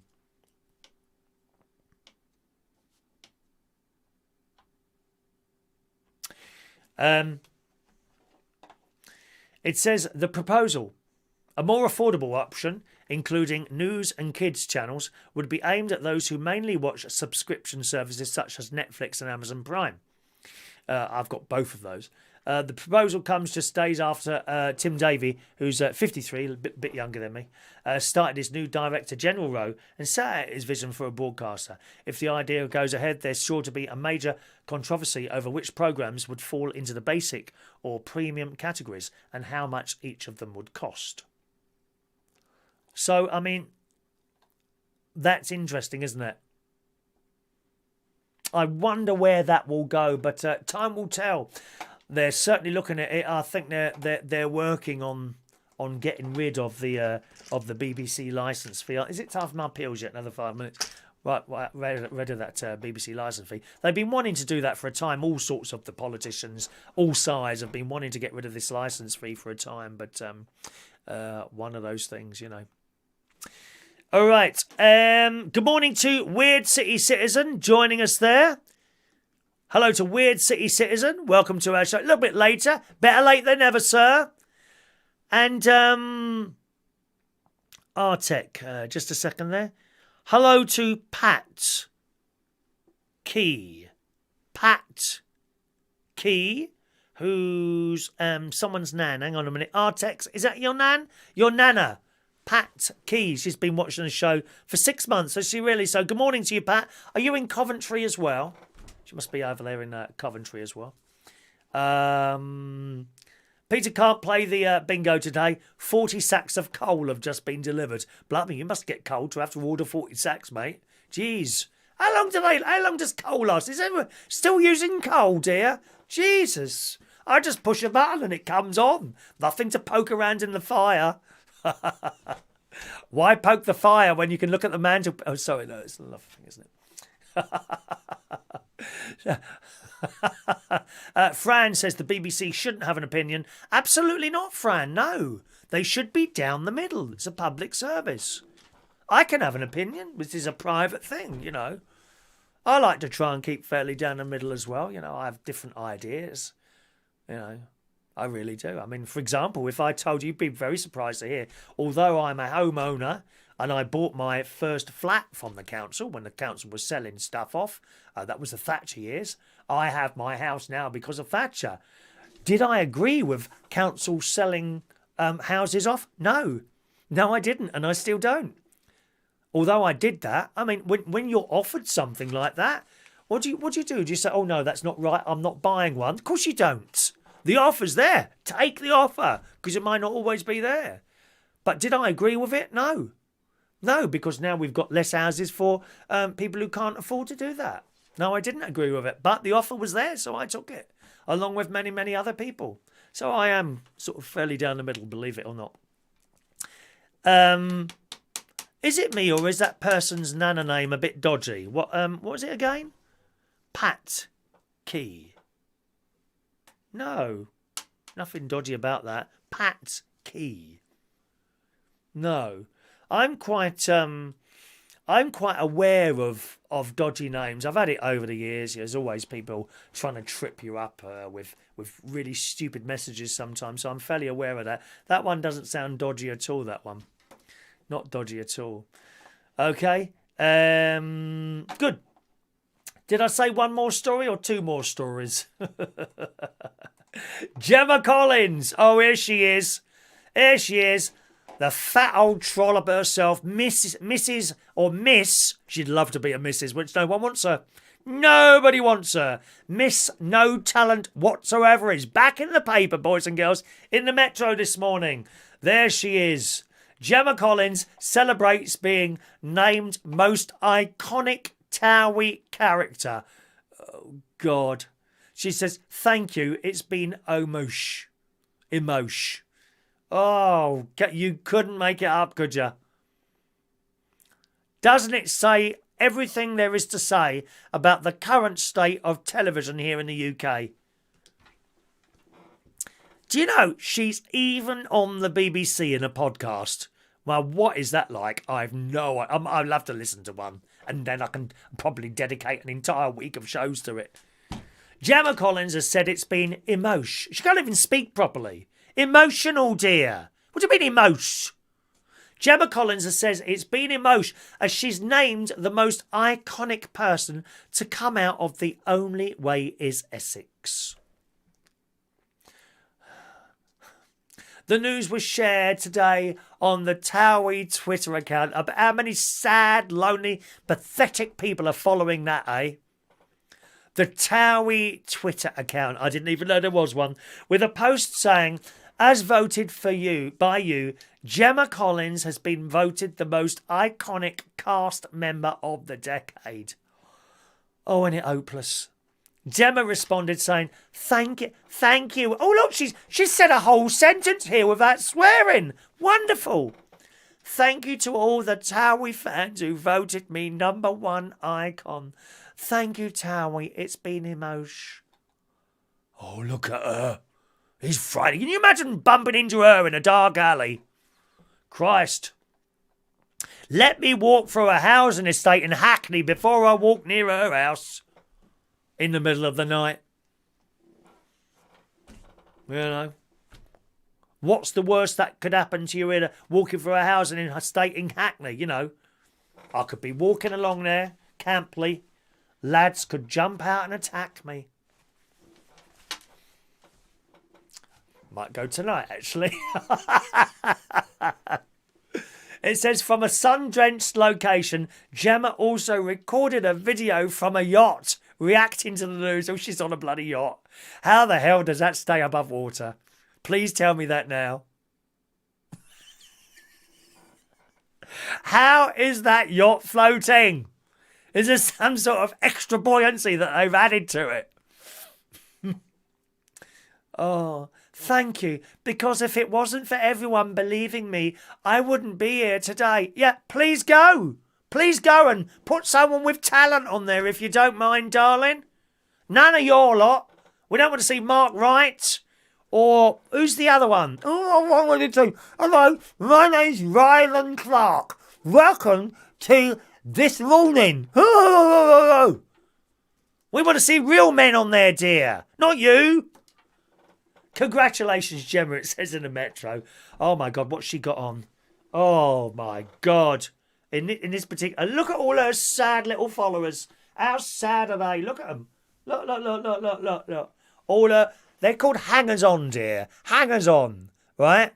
They're not really interested in you. They're there because they can get little bits of exposure as well. They want to get a little bit... Well, I was going to say a bit of your sparkle, but you hardly sparkle, do you, my love? There we are. Gemma Collins in there. Oh, Christ. The most iconic person on the telly, really. Is that right? God. In hopeless. We do have a little bit of a TOWIE story in a moment for those of you that are interested. But meanwhile, boys and girls, very, very important now, very important. It's time for our weekly raffle. Someone live and exclusively on the show is going to win one of these fridge magnets after I've had my pills. So it's time for my pills, boys and girls. There we go. Done. Up. Okay. Denise, GC has her own range of cloves. Where'd you get those? Millets? She's about 10 of you, Denise. Easily, dear. She's about 10 of you and 2 of me. I'm morbidly obese sitting here. I am. I'm morbidly obese. I've got my memory stick. Very, very important information on here, my darlings. All my secrets are contained on this tiny little stick. Who wants to borrow this? Have I done John Parrish's pictures? I've done your pictures, haven't I, John? I can't remember where I'm up to now. Right. Let's play with the tickets. Okay, all your raffle tickets are here, boys and girls. Peter Palawoda gets 2 sacks of coal a week. Oh, that's what you get through, along with free pallet wood from my son's company. Oh, what does your son do, Peter? What does he do? Is he like, does he do shipping or something like that? Okay. Daniel Holmes says that the hangers-on, they want a bit of Gemma Collins' pie, but Gemma Collins has always eaten it. Oh, I've seen loads of these hangers-on before. I always thought it was really sad. I met Michael Barrymore once. Remember Michael Barrymore? Huge in the 90s. And then he had a party at his house and someone fell in the swimming pool and died. And they all tried to blame him. Well, we all know what happened. No one's ever said it. It's never been in a... I know exactly what... I wasn't there, but I know what's happened there. They were clearly all off their heads on drink and drugs. Someone's fallen in the water and no one noticed. That's what's happened. That's exactly what happened there. No, why doesn't anyone say that? It's obvious. Is it obvious to you? That person, terrible though it was, that young lad, wasn't he? What that person, clear. No one's pushed him in or anything. He hasn't been murdered. It's an accident. He's fallen in the water, either drunk, probably drunk or on drugs. Everyone else is doing exactly the same thing and no one's noticed. Police come the next day and arrested Barrymore. Lost his career over that. Lost his career. Anyway, I met him once. I was DJing at a place in Putney, the Reflex. And he come. This was before all the trouble, right? And he come up to me and says, "Oh, hello, I'm Michael." I said, "Yeah, I know." I said, "I'm Chris." I was asking for a song, and then he went back to where he was standing. All these little young hangers on, horrible. And guess who was buying all the drinks? No one bought him a drink. I wanted to come out of that DJ box and buy him a drink, you know, because I see that. I don't like to see people being used. I hate that. Hate people being used. I really do. Poor Michael Barrymore. I think it's a great shame. Right. Okay. Get Michael Barrymore back on the TV. I'd like to see that as well, to be honest. Michael on the TV. I'm having to hold this up here, look. Oh, look. You can't see my double chin now, Denise. That's good, isn't it? Perhaps I should just do the show like this. Do you ever see people trying to get a suntan on their face and they got a bit of tin foil up against their face like that? What's all that about? STV is independent. Is Channel Television independent still? And Ulster, I think they might still be independent. I thought it was a great show. Chris Williams, I think you're running behind us. Check your time there, Chris. Are you on the same time as us? Or are you just answering a thing from earlier? Okay. Oh, Denise has got a coal fire. Yes. When you want to get rid of Alton, just do him in. Just chop him up and put him on the fire. They never notice, you know. They don't go through the ashes. All right, come on then. Let's pull a raffle ticket. Who's going to win? Let's play the drum roll. Oh, I keep doing that, don't I? I keep forgetting to push my fader up. Very unprofessional. Nothing in my hand. Here we go. Now, I hope, as always, you've been writing down your numbers, boys and girls. Because, as you know, we don't read out the names, only the numbers. It's ticket number 965. Ticket number 965. Whoever's got ticket number 965 has just won, and there's not many left. Look. That's all there is left. Actually, I think I've got one at the caravan, unless my nephew's nicked it. 965. Who's got ticket number 965? Come on, baby faces. Ulster are still independent, are they? Okay, thank you for that. 965. Who is it? I'll put that there and wait for it to be claimed. Oh, yeah, baby. It's a new person, actually. I have to tell you, the name on the back of the ticket, as far as I remember, has never won anything. Who has got ticket number 965? All right, John, it's not you, lovey. Are we going to get a claim for that? You don't get the names. I told you, write down the numbers. 965. Is anyone going to claim that this morning? Fran and Lou are losers again. Loser. Loser. Oh, that hurts. Hello, Tracy Davidson has claimed the ticket. Ticket number 965 is Tracy Davidson. Yeah, Tracy, you got the ticket, darling. She's in the money. She's in the money. Ba-ba-da-da-da-da-da-da-da. She is a winner. She is a winner. Paul and Lou are losers. You, Peter Wright, today is a loser. Michael Lawrence is a loser. All losers. Tracy Davidson, was it Davidson, is a winner. Well done, Tracy. You've got the raffle, darling. So, what I must ask you to do, Tracy, I'll give you my email address. There it is, darling. Could you email me? If you do it before the end of the show, then that will be in the post for you today. And you'll probably get it tomorrow morning. The excitement, I can just feel the excitement coming from you now, Tracy. Oh, God. Oh, I feel the excitement. Congratulations. Email me your full postal address. It's in the post for you later. All right, girl? Marvellous. Marvellous. Fantastic. So, all these tickets that are in here, they now go in here. Oh, hang on a minute. I've got one of my favourite gadgets here.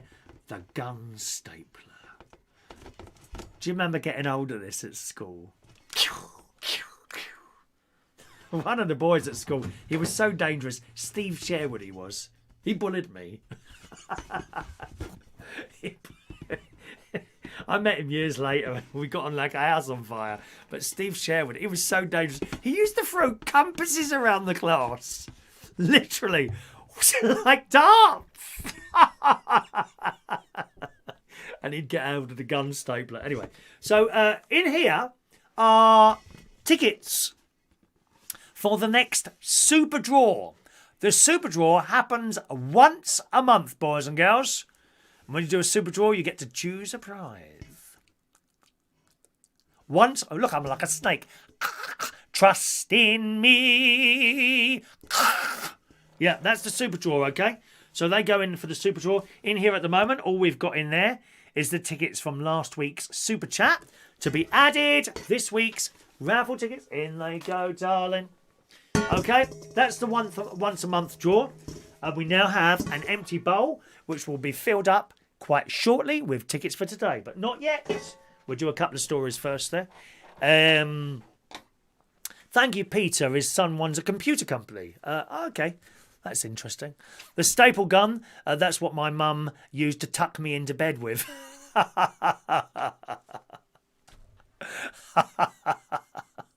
Dear. I'm fed up with fitted sheets. They just keep coming up on the corners. They're so annoying. I'm going to get rid of all my fitted sheets when we've got a little bit of money to spend and replace them with normal sheet. Although not from John Lewis. Not £100 a bleeding sheet, dear.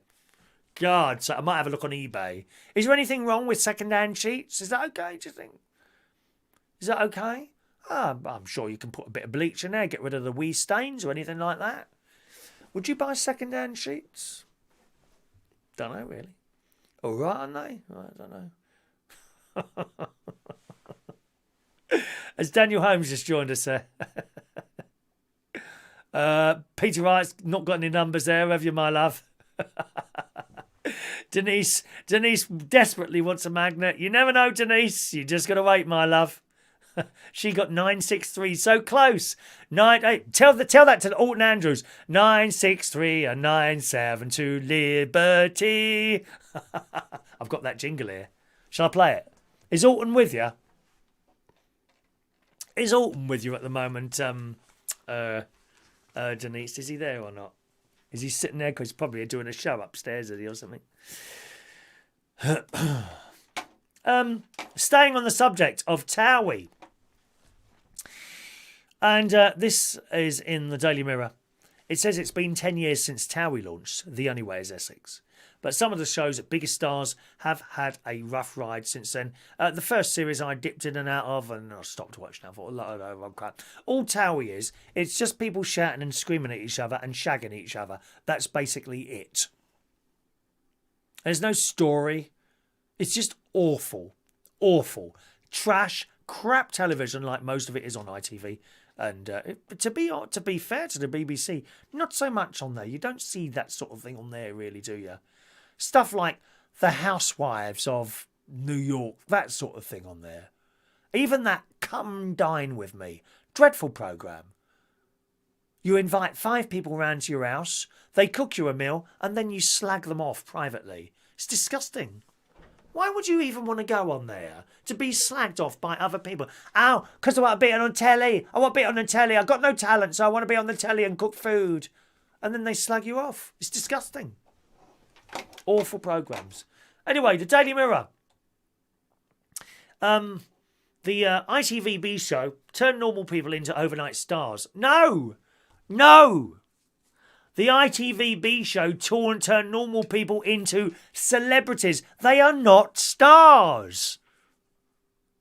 Stars are people like the great Barry Manilow behind me there. New picture for September, which you haven't seen yet. Barry Manilow. Neil Diamond is a star. Shirley Bassey is a star. The little Irish bloke, I never remember his name. The chat show host. He is a star. Jonathan Ross is a star. TOWIE people are not stars. They are just minor celebrities who lots of people know. No talent. No talent. Stars have talent. You know. Ken Dodd was a star. Bruce Forsyth was a megastar. Gemma Collins, celebrity Z-list. Lauren Goodyear, celebrity Z-list. It goes on here. It says, while most castmates have gone on to achieve success, such as Sam and Billy Fires with the Mummy Diaries, oh God, and Mark Wright, who hosts US entertainment show Extra. I don't know what that is. Sadly, it hasn't been kind to all everyone. Now, Lauren Goodger. Is it Goodger? I thought it was Goodyear for some reason. Godger. Goodger? G-O-O-D-G-E-R. Godger. Goodger. Lauren Goodger, it says here. Lauren quit the show in 2012, so 8 years ago, following a fiery split from Mark Wright, which culminated in her pushing him into a swimming pool. And she's had all sorts of work done, and it just looks odd. People have this work done, it looks odd. She's 33 years old. She tried to find lasting love with a jailbird, Joey Morrison, Jake McLean, and as complete... Who are they? Anyway, she's completely altered her appearance. Getting a nose job, boob job, Botox, liposuction, lip fillers, and a reported £10,000 bum lift. And friends fear Lauren, who sells saucy images on X-rated website OnlyFans, which I'm considering doing one of those myself. I think we should have an OnlyFans Chris Reardon, don't we? Eh? Where you can pay a small amount of money to see rude pictures of me. People do, though. They sign up to these people and they pay them shed loads of money to see pictures of their bits. What's all that about, eh? Please tell me why you would pay someone to look at their bits. Anyway, she's developed a surgery obsession triggered by Mark's past comments about her weight. Now, I'll show you a picture, and I don't mean this nasty at all. I just want to show you. And she just don't look normal anymore. She don't look like a real person, you see, look. It's all fake. The lips, the breasts, the waist and the bum just don't match up, do they? Do you see what I mean? You could argue that that's how she want to look, so leave her alone. Yeah, but I've got opinions, so have you. What do you think? Is that attractive to straight lads? Maybe it is. You tell me, boys. You tell me. Lauren's surgery has always been about her insecurity. It just costs her so much money. She admitted her surgery obsession was sparked by Mark. She's always held a candle for him. And it's clear she'll always love him deep down. She won't stop until she finds her dream guy and is convinced the more surgery she has, the better chance she has, you see. But friends just want her to feel secure to be herself. Is that an attractive look? Perhaps you think it is. Perhaps you think it is.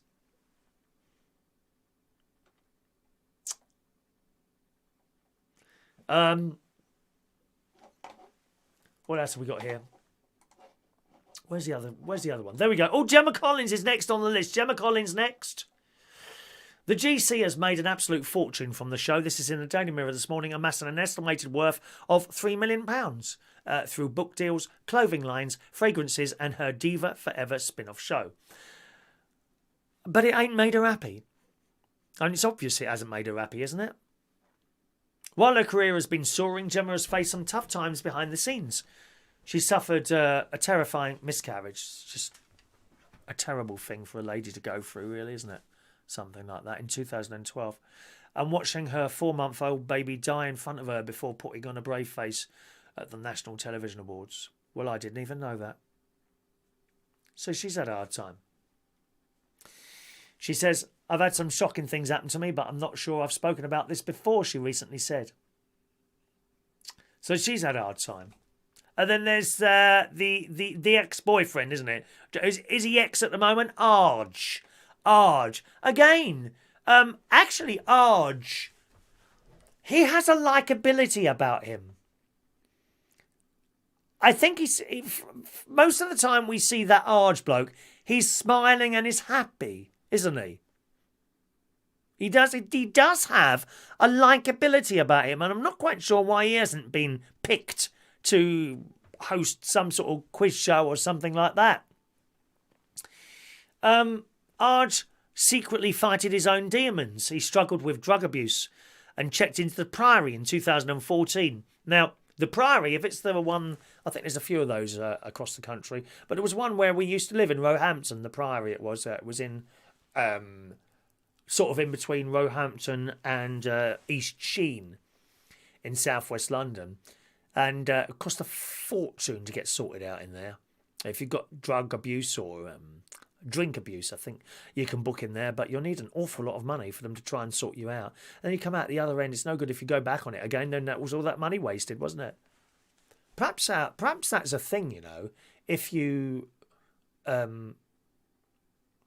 spend a lot of money on something like that, is that in your head when you come out, well, I don't want to go back on it because then I've wasted all that money? Is that like a thing? I wonder.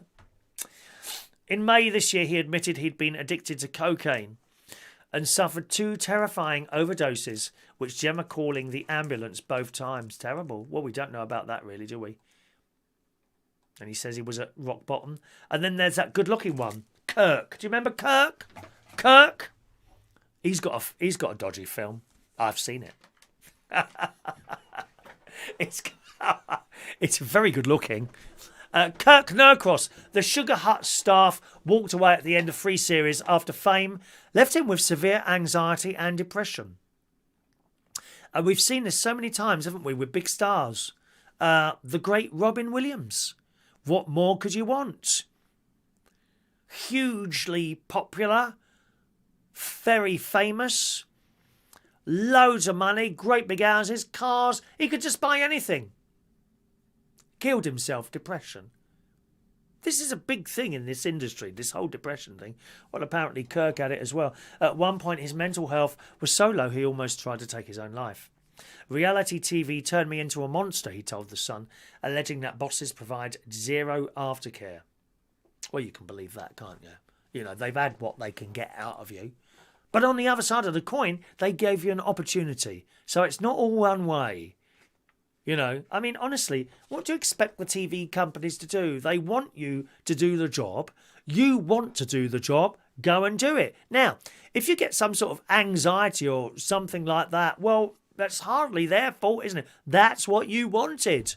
You can't go around blaming it. Who was the Asian guy? Scottish Asian guy, I think, on Big Brother years ago? Do you remember him? I don't watch it, but I knew of him. And he'd come on there and he called himself a couple of words that we don't really like to use anymore. But that's what he called himself. And then 2 or 3 years later, and he had this like mental breakdown on there, right? 2 or 3 years later, he tried to sue Channel 4, the Big Brother. Now, I don't watch Big Brother. As you know, I can't stand that sort of television. I don't think it should be on the telly. However, it was. And I would say, you know, he of his own accord, went on that TV show and he had a mental breakdown. Well, that's not their fault. How can you go back and then try and sue Channel 4 for something that you wanted to do? No. Unlucky, mate. That's your fault. Always trying to blame someone else. Everyone's trying to blame someone else all the time, aren't they? Don't you think? Kirk says, reality TV turned me into a monster, he told The Sun in 2019, alleging that bosses provided zero aftercare. Well, what do you want them to do? He said, I'd cry on set and say, please don't make me do these things, but I always had to, he continued. Well, you signed up. You signed up, mate. I'm sorry that you wanted to kill yourself, but you signed up. Last year I came seconds away, but I thought of my son's face. He saved my life. And there's a picture of how he looks now, and I've got to say, he doesn't look anything like he used to. He just jet washing and I could do with that. A brain clearance. Drain blockages and jet washing he does now. KN Jet Services. That's Kirk. He looks nothing like he did in the show, I've got to tell you. Nothing like. He looks just like an ordinary bloke now in the street, and I'm sure he's perfectly nice. He's got a family. That'll pull you out of things, having family. Oh, it does. You know, if you've got any sort of depression but you've got family around you, that's the answer, family. And then there's someone called Fern McCann. I don't even know who that is. I kind of recognise the face. And there she is holding the baby. All the flesh is hanging out. She's got the midriff, the legs are out and everything. A former Miss Essex, Fern quit the show in 2016. Delighted to find out she and boyfriend Arthur Collins were getting a baby the next year. But her world blew up when he was arrested just days later for a nightclub and attack, which injured 14 people and sentenced him for 20 years in jail. I kind of remember that. That sounds a little bit like a drugs thing, doesn't it? You know when these people do this cocaine stuff? And it's awful. They put it on the floor and shove it up their nose, and dirty old money and things like that they use. They get I've seen it. They chop it up with credit like that. Oh, I couldn't bear to put something up my nose. Almost as bad as having a needle in my arm. Believe me, when I go twice a year to have my blood taken and looked at, you know, he picks up the packet and then I look away. And then I don't look back again until it's finished. Once it's in and the blood's coming out, I'm okay then. I can look then. Although I don't look at the needle. I look at the little pot of stuff filling up quickly with blood, which strangely enough is bright green. I don't know why that is.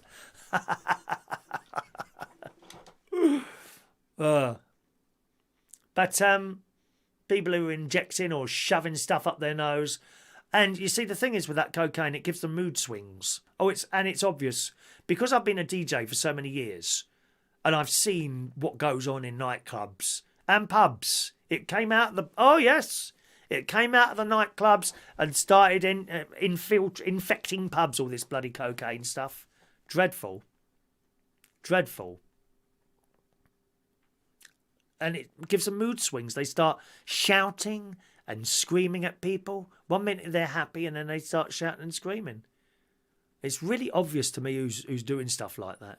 And you look at their eyes and they're all kind of, you know, I don't know, like watery, if you see what I mean.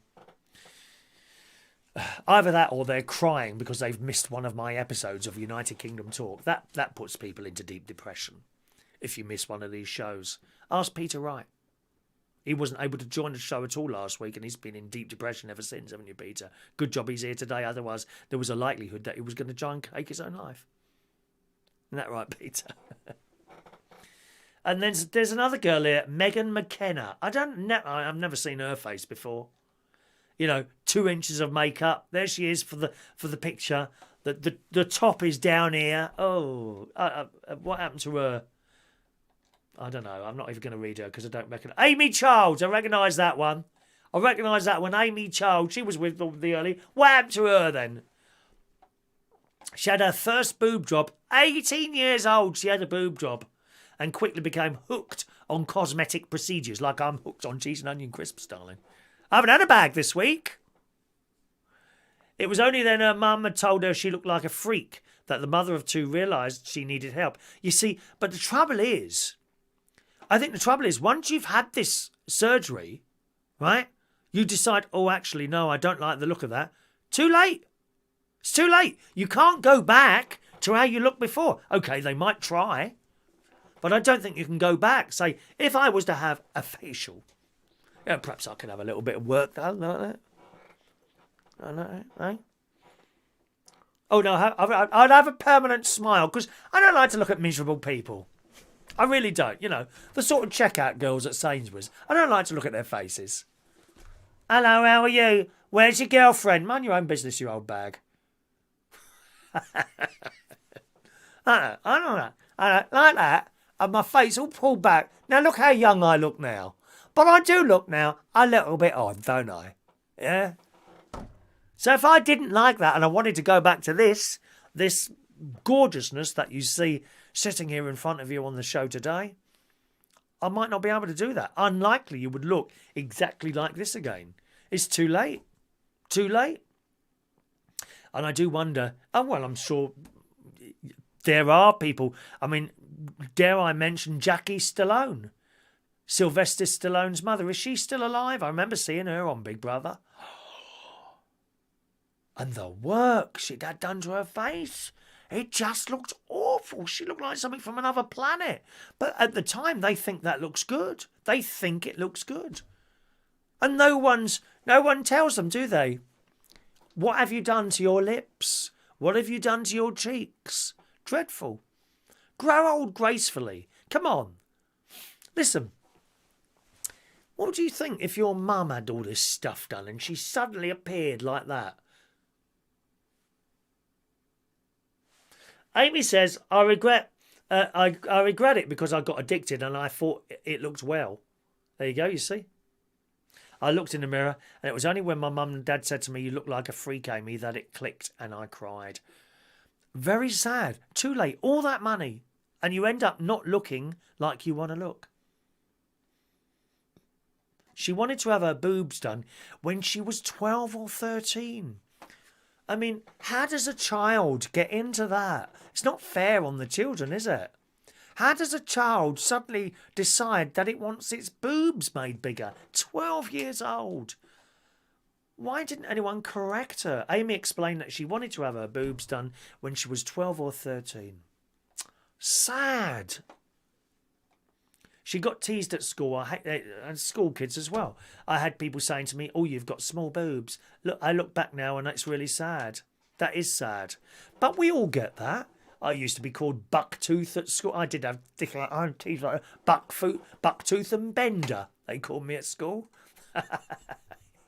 I laugh about it now. I do. I didn't like it when I was a child, but it's okay now. It's all right. I'm all right, you know. Oh, well. And I think a lot of younger people on the telly, they haven't kind of worked through it. And this would go with YouTubers as well. Young YouTubers who have the look to be on YouTube. They're young and pretty. Oh, believe me, if you're young and pretty, you actually don't need an awful lot of talent. You just put a few photos up, your social media, tell everyone you've got a YouTube page, bang, 20,000 subscribers. Seriously, you need no talent. There's a lot of... TikTok is good at that as well. TikTok. There are people on there, literally, that just stare at the camera and wait for the messages to pour in. And they do. And they do. But there's no one there to help them deal with sometimes the crap that comes as well from jealous people or people perhaps that want a little bit of their sparkle. My friend Ray Reynolds told me about that, you know. Be careful of people who want a bit of sparkle. If you've got something, they want a bit of it. They don't have any of their own, but they want a bit of it as well, you know. A sad story here. In the Daily Star, a YouTube star, 17 years old, has now died. He's a boy. And he is a beauty influencer, or he was. 17. YouTube star Ethan is Supreme. That's the name of the channel. Ethan is Supreme. Died at the age of 17. His friend and fellow influencer, Ava Louise, confirmed on social media. It's very, very sad. He was incredibly talented and an angel. And he used to do makeup. He's very pretty. Very pretty. As most people are at that age. You know, there's not many young people. Well, I wouldn't say anyone's ugly, really. All beautiful in their own way. As indeed you are, aren't you? You know. But he used to do makeup on this channel and he was very good at it. That's in the Star. Doesn't give the cause of it. But I've come across another site called TMZ, which I've heard about before. And apparently it seems to be some sort of overdose. It's so sad. It says, up-and-coming beauty influencer Ethan Peters aka Ethan is Supreme, has died according to those closest to him. Peters appears to have passed away this weekend for an apparent overdose of what might have been Percocet. Now, I don't know what that is. It says it's an opioid. So is that like cocaine and opioid? I think it is. This according to his best friend, a musician, who claims the guy had an addiction that he developed over the past year or so. How sad is that? She says, what's happened there, I think, is that he became enormously popular. YouTube paid him all this money. What do I do with all this money? Then you would attract friends, you see. At that age, you can't see them coming. It would attract all sorts of friends, new friends. Okay? Oh, yeah, all right, Ethan. Let's go out on the time. Yeah, try a little bit of this. That's what's happened there. There was no one helping him. And who would he turn to anyway? You know, you're not going to listen to your parents, are you? It's really sad how this happens. There's no one. These young people who are catapulted, some people, like with him, from his own talent, catapulted into the public domain big time. And there's no one to hold them back. No one to hold them back. Whereas if you were going up through the ranks, you know, starting in pubs, you'd get kind of used to it coming along. But they go from no one to having 20,000 followers in the space of a few months. And all these people will be messaging them, telling them how fantastic they are. And they say, oh, yeah, let's go out. And that's what's happened there, I think. It's so sad. She says she wishes she would have done more to curb his drug usage. I doubt that you could have done, darling, to be honest, which she describes as pill poppings. Oh, it's pills, is it? Okay. Ava went on to mourn his death in several Twitter things. She describes his addiction as being fueled by fame at a young age, what I just said to you. She said he cried out for help, but tragically it didn't prevent his death. Oh, just so sad, isn't it? There was no one to help him, you see. Dreadful. Weird City says it's very sad. It really is. Michael Jackson looked hideous. I don't agree with that at all, Peter. I don't think he did look hideous, Michael Jackson. I thought whatever he had done to his face, yeah, it completely changed it. It wasn't hideous, though. But again, he had the problem with the drugs, didn't he? All these stars, really. Andy V, why haven't you got 20,000 subscribers, Chris? I don't know, Andy. I'm not really mainstream, am I? It's a bit niche. It's a bit niche. I'm trying with my brother-in-law's help, actually. He keeps mentioning the show, and it does go up a few, 20 or 30 every time my brother-in-law mentions it. It's helping me at the moment with the pictures. You know the pictures that advertise the show? Like, what's it called? YouTube, the little square pictures. Thumbnails, that's it, thumbnails. I've always just put a picture of me up, sort of sitting here. But he says, no, you want to choose one of your stories, go with that and put a big headline. So you'll notice that's changed this morning. It looks very different to what it was. And I'll carry on doing that for a while and just see what happens. Just see what happens. I'd love tens of thousands of people to be joining us for this. I really would. But, you know, if there are 20 people watching, 10 people watching, one person watching, and they're enjoying what I do, then to me it's worth doing, you know. Fortunately, I'm in a position where the money is irrelevant, really. It's irrelevant. I'm not here to make loads of money or anything like that, but I would like more viewers, really, more viewers. That would be nice. John Aiken says, my other half wants surgery on his face. I said he'd look like David Guest. Why does he want surgery on his face, John? He's got you, for Christ's sake. I'm sure these people only do these things to themselves to try and make themselves more attractive to get someone else. I was going to say to the opposite sex, but it would be wrong to say that nowadays, wouldn't it? You don't necessarily make yourself attractive to the same sex. Doesn't make any difference, does it? So make yourself more attractive to, what would you say, other people. Or cats and dogs, depending on what you want. Yeah, waiter. One man in his sprinter. Bender, I know that one for years. Yeah, Bender. So they used to say, bend. It didn't happen very often. And usually it was said, it was always said in jest. For example, there'd be me and my friend Paul. We'd be in the playground and someone, oh, look at you two benders over there. And we'd just go, bend. We never saw it as an offensive word. Never. We really didn't. Robin Williams, Mrs. Doubtfire, Dead Poets Society. Wonderful. Wonderful, wasn't it? John Parrish has panic attacks if I don't see you. I'm sure. Gosh. Funny, innit, eh? What a funny old world, yeah.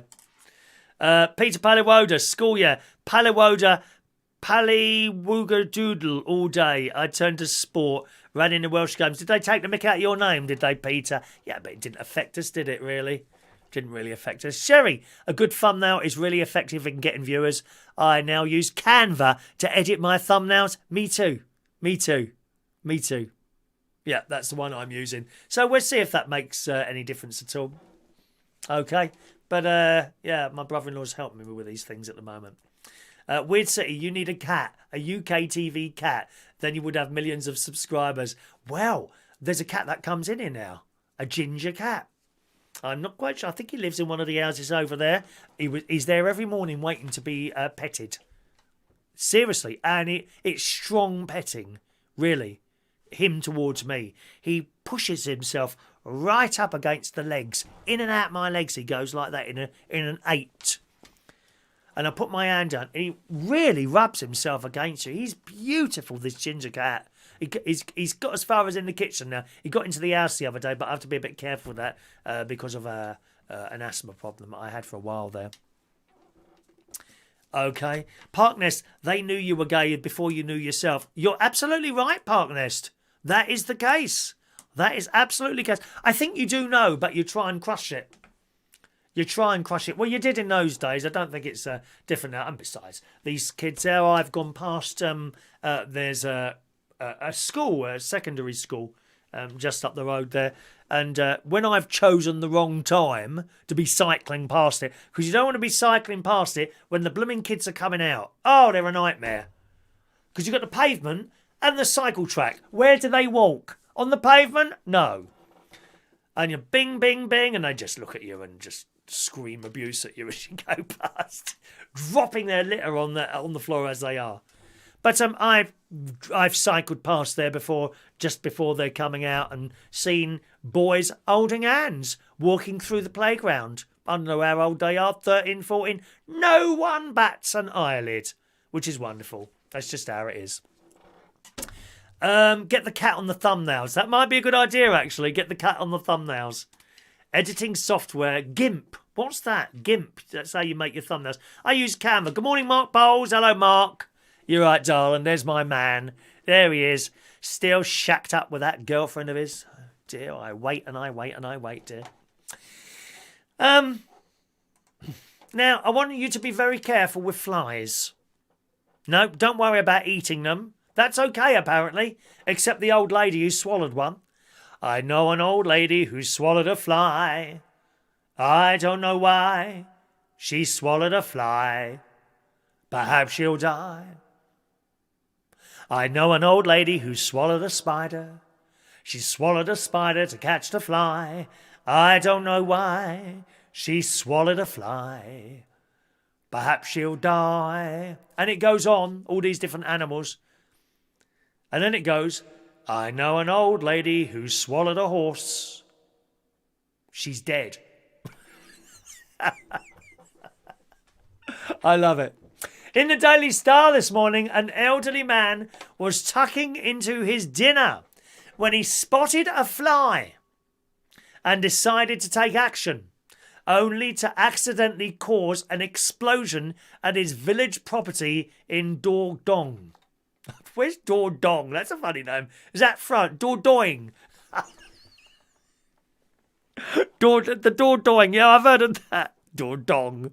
A man has blown up part of his home when he tried to swat a fly that was bothering him. The pensioner, aged in his 80s, was settling down to dinner when he heard the buzzing. Nothing worse than a buzzing fly in the house, is there? Or worse than that mosquito. If you've never travelled abroad, you will never have heard a mosquito. Bzzz, middle of the night. You're in bed and you hear it. Bzzz, I'll just ignore it. No, you won't, mate. No, you won't. You will not be able to sleep with that mosquito. And they're fast. You think a fly is fast. Mosquitoes are incredibly fast and difficult to get. I'll never forget this one while I was in Italy. I was DJing at a place, one of the Club Med resorts for a week in Italy. Years ago, this is.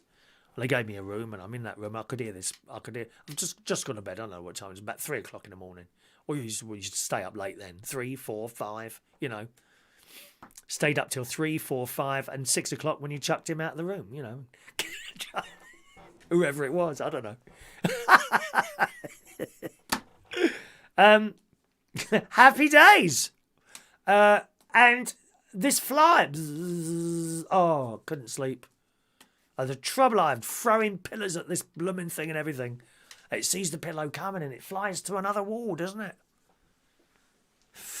Blooming things. Anyway, this bloke has blown up part of his house. Irritated while he was having his dinner, he stood up and tried to kill the fly at his property in the Dordogne, France. Not Dordogne, Dordogne, France. He picked up an electric racket. Have you seen them? Those death bats. Very dangerous. Do not switch one on and touch someone with it. My mate did that to himself. He was shaking for ages afterwards. They're really painful. Not funny. In fact, great niece Evie was holding one the other day, and I grabbed it off her. I know you bleeding don't. They are I sort of would imagine they're dangerous as well. I don't know.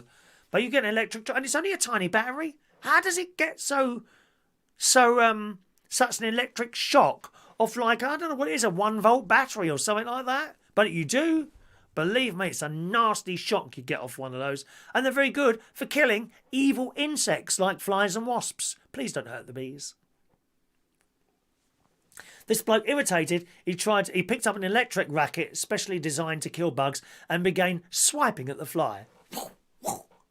Bit like John McEnroe. You can't be serious!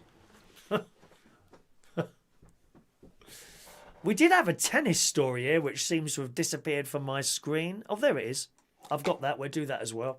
A tennis story, which I think is a bit of a non-story. I'll come to that in a moment. He didn't realise this bloke picked up an electric racket and began swiping at the fly. He didn't realise that a gas canister was leaking into his home. The gas that was leaking out reacted with the racket while he was swatting. This caused an explosion which destroyed the pensioner's kitchen. The blast has also partly damaged the roof to his home.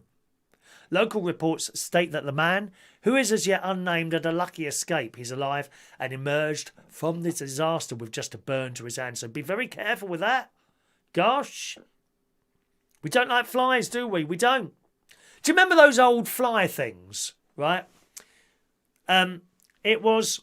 Nowadays, I can hear a little bit of a ring round. Let me just turn that down. Hello? Stop. Hello? Still happening. Hello? Hello? That stopped. I think I'm feeding back on. Do you remember the old fly spray? These days, it just comes in a tin like that and you push the top. Psst, psst. It used to be like a round thing there, like that. And there would be a long thing attached on the top there and a pump. And you used to just point this at the fly and you'd pump like that with the thing. And the spray would come out the end. Do you remember that? It was like long. It was, what can I use? A bit like that. A bit like that. It was a long thing like that, and this thing on the end, okay? And you'd pump one end, and then the spray, the fly spray would come out. Now, what was that called?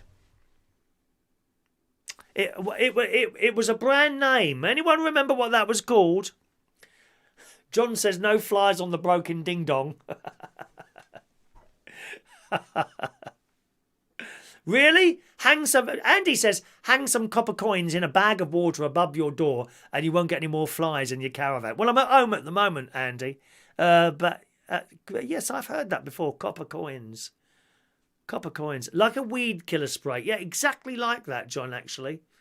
Like a weed killer spray. I can't remember the name of the branding of the actual fly spray.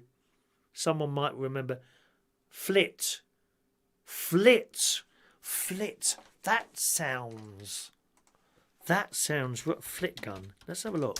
Flit gun. That's it. Flit gun. That's the one. Yeah, let me show you. Hang on, let me just... it was yellow. It was yellow.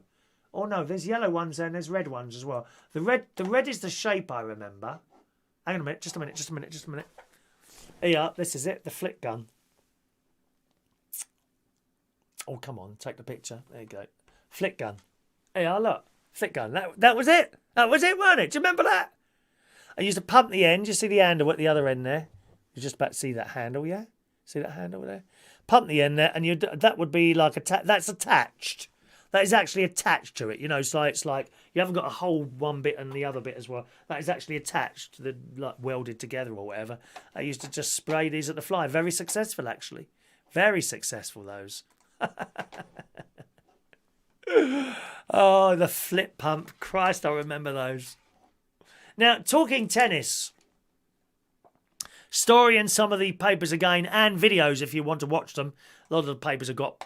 It's actually quite annoying, actually. You're trying to open them, read a news story, and a video starts playing. I find that really annoying, that. In the Daily Mail and some of the other papers today, Novac Djokovic. He's been disqualified from the US Open for whacking a ball at a line judge as the world #1 fumes at the umpire for his decision. So, you read the headline and you think, oh, let's read a bit more into that. Always read the whole story because that's just the headline. It's a little bit like this show. This show this morning was one headline. Did you notice in the little thing there? About the £28 for the private parts. Look further in and you'll find some other little bits of interest sometimes. And I'm glad I read this.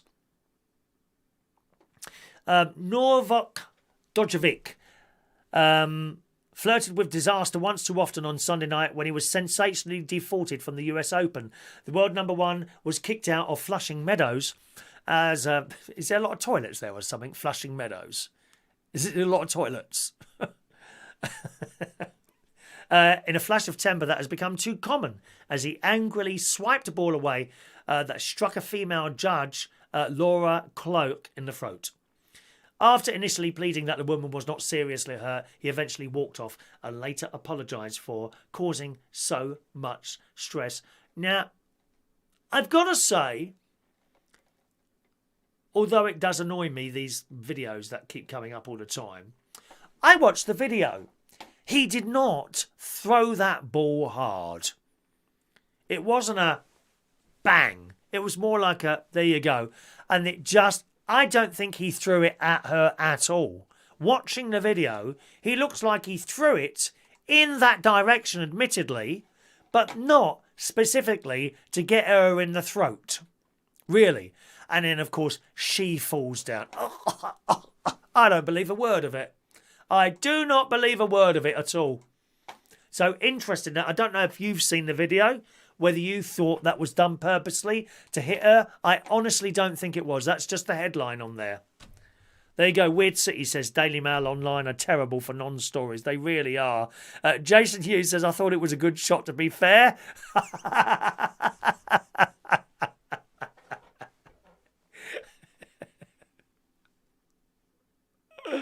Yeah, I mean, it just... No. I don't think it was that bad at all. Anyway, see if you can watch the video. It's on the front page of the Daily Mail Online. Have a look at the video and see what you think of that. Andy V said it was a good shot, though, as well. Yeah. Right, one more story. Then we'll do today's raffle tickets. And this is the tattooed gangsters in a cell. In the Sun this morning, there is a picture of so many prisoners crowded into a prison. Absolutely crowded into a prison. This is in, I think it was El Salvador. I'll just get the story up in a moment. There's a picture of the prisoners. Now, what do you think of that? These are prisoners. These are all prisoners stuck in a prison set. Look how crowded together they are. How unpleasant must that be? In the Sun, heavily tattooed gangsters are pictured crammed like sardines in a hellhole El Salvador prisons during the deadly coronavirus pandemic. Snaps show the killers packed into the cells or handcuffed on floors in front of pacing guards with just face masks for protection from the highly contagious disease.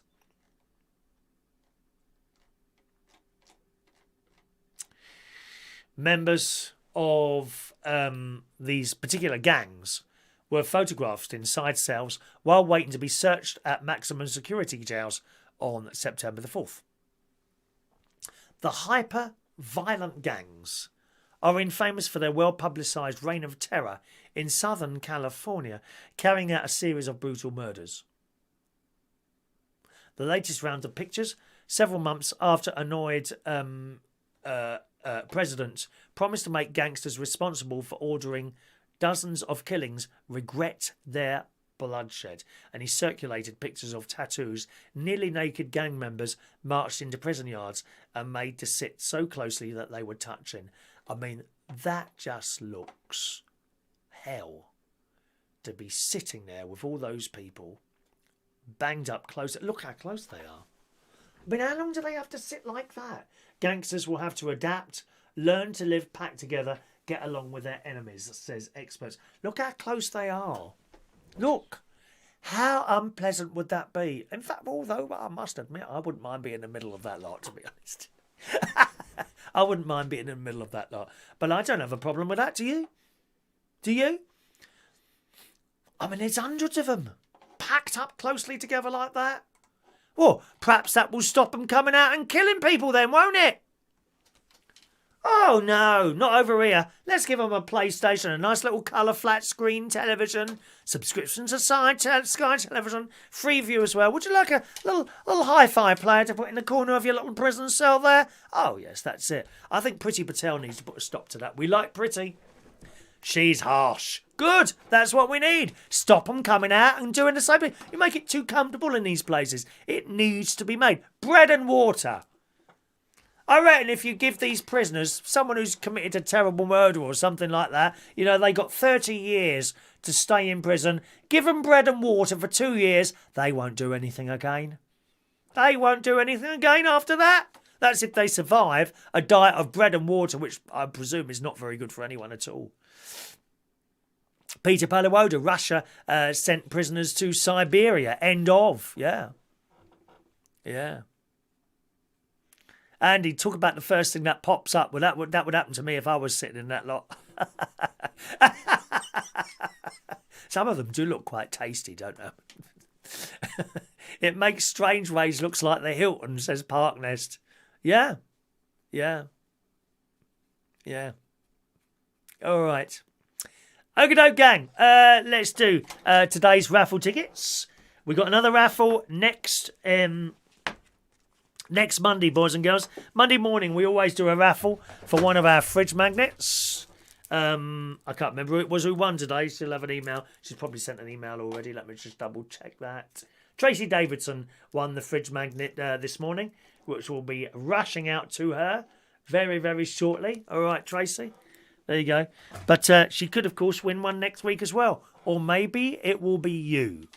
We give out raffle tickets at the end of every show or near the end of every show. So if you want a raffle ticket, please speak now in the chat box. Ticket, please, or text in your request now for a raffle ticket on 07551 259 675. Let's go. Good morning to Brian Fitzpatrick. I'm sorry to hear you lost your mother, Brian. Oh, that's sad. Sorry to hear that, Brian. Yeah, I lost my mother. It's just coming up to 20 years ago now. And she's in my head all the time, you know. Sorry, Brian. Very sorry to hear that, sir. Okay, let's go with the tickets. Maureen, ticket number 974. John Aitken is 975. Marky Baby Bowles, 976. Mark, would you like to sit close up to me like in that picture I just showed you with those prisoners? You and a few mates, maybe. I could be in the middle. Just to keep warm. There's no other reason than that, my love. All right, Mark. Thank you, Mark. Peter Wright, 977. Paul and Lou, 978. Jason Hughes, 979. Fran Green, 980. Tony King, 981. Let me just scroll down my list here, darlings. Paul and Lou, Tony King. There's lovely Diane, 982. John, I'm very hungry now. I've had my breakfast. 982. 9834. Who was that now? Diane Jab. There she is. Daniel Holmes, 983. Daniel Holmes, 983. Ross Herndon, 984.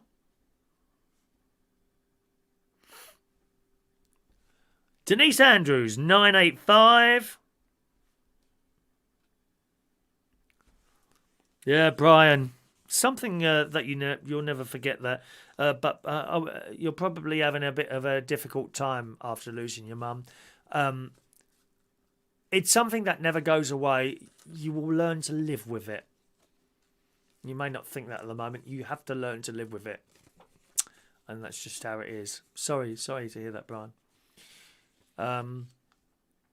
Michael Palman, 986. You can always talk to her, you know.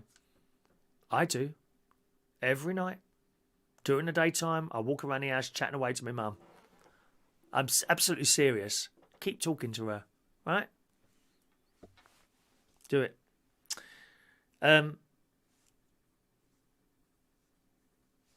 Gary Ross, 987.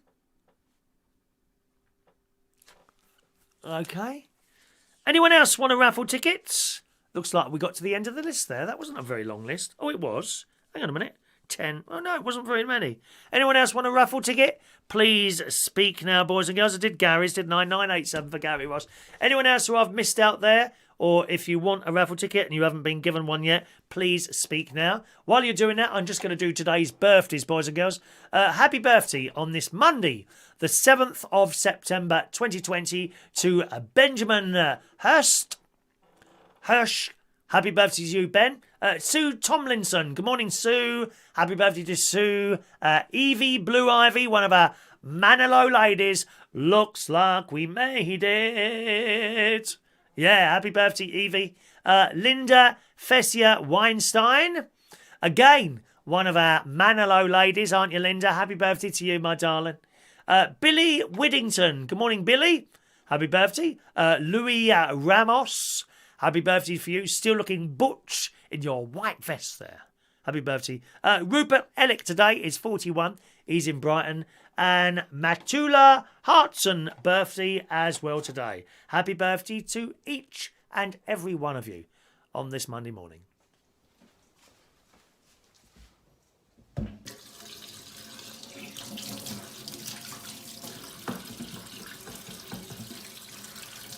Happy birthday to you. Happy birthday to you. Happy birthday, happy birthday, happy birthday to you. Twice, coronavirus. Happy birthday to you. Happy birthday to you. Happy birthday, happy birthday. Happy birthday to you. Happy birthday. All right, one more ticket to give out there. Leslie Ross, ticket number 988 for you, Leslie. Remember to write down your numbers, because when we do the draw on a Monday, I don't read out the numbers.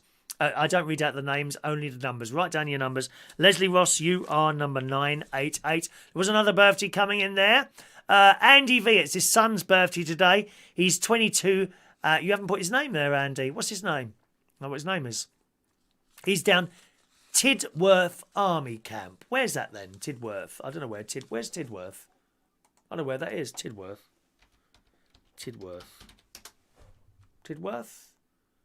Wiltshire. Oh, that's a nice part of the world, isn't it? Tidworth. Wiltshire's nice. Average 3 hearts, 3-star hotel, £79. What a night! Jesus Christ.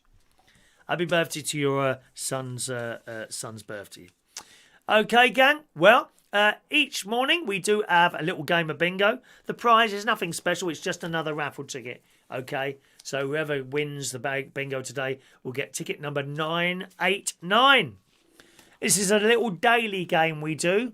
If you want to join the weekday bingo list, then you can do so. Just send us an email there. Say, please can I join the weekday bingo list?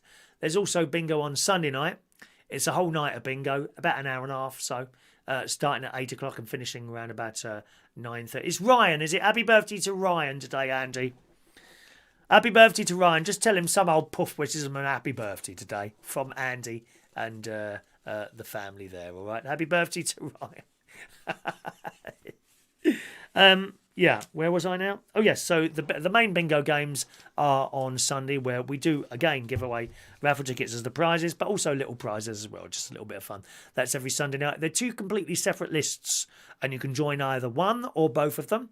And I would highly recommend you use a Gmail address, because sometimes we do have problems with the other email addresses. Okay? So we're going to play bingo now. Are you ready, gang? Get your bingo tickets out. It says on there, Monday, the 7th of September 2020. Here comes the bingo board.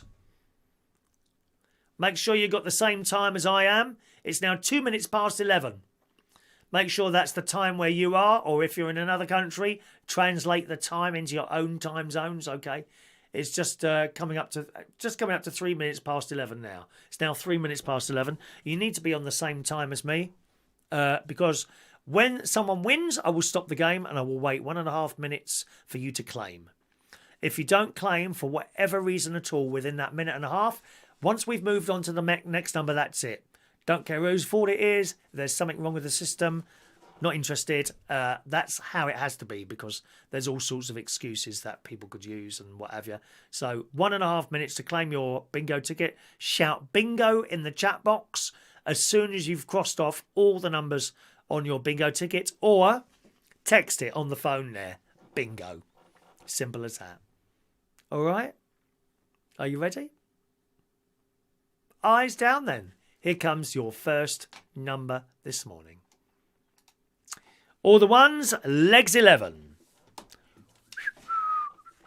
Oh, I got my whistle here. Hang on, let me just change my keyboards over. Where's my whistle? Blow my whistle, blow. What's that awful song, Blow My Whistle? Oh my God, where's my whistle? Oh, here it is.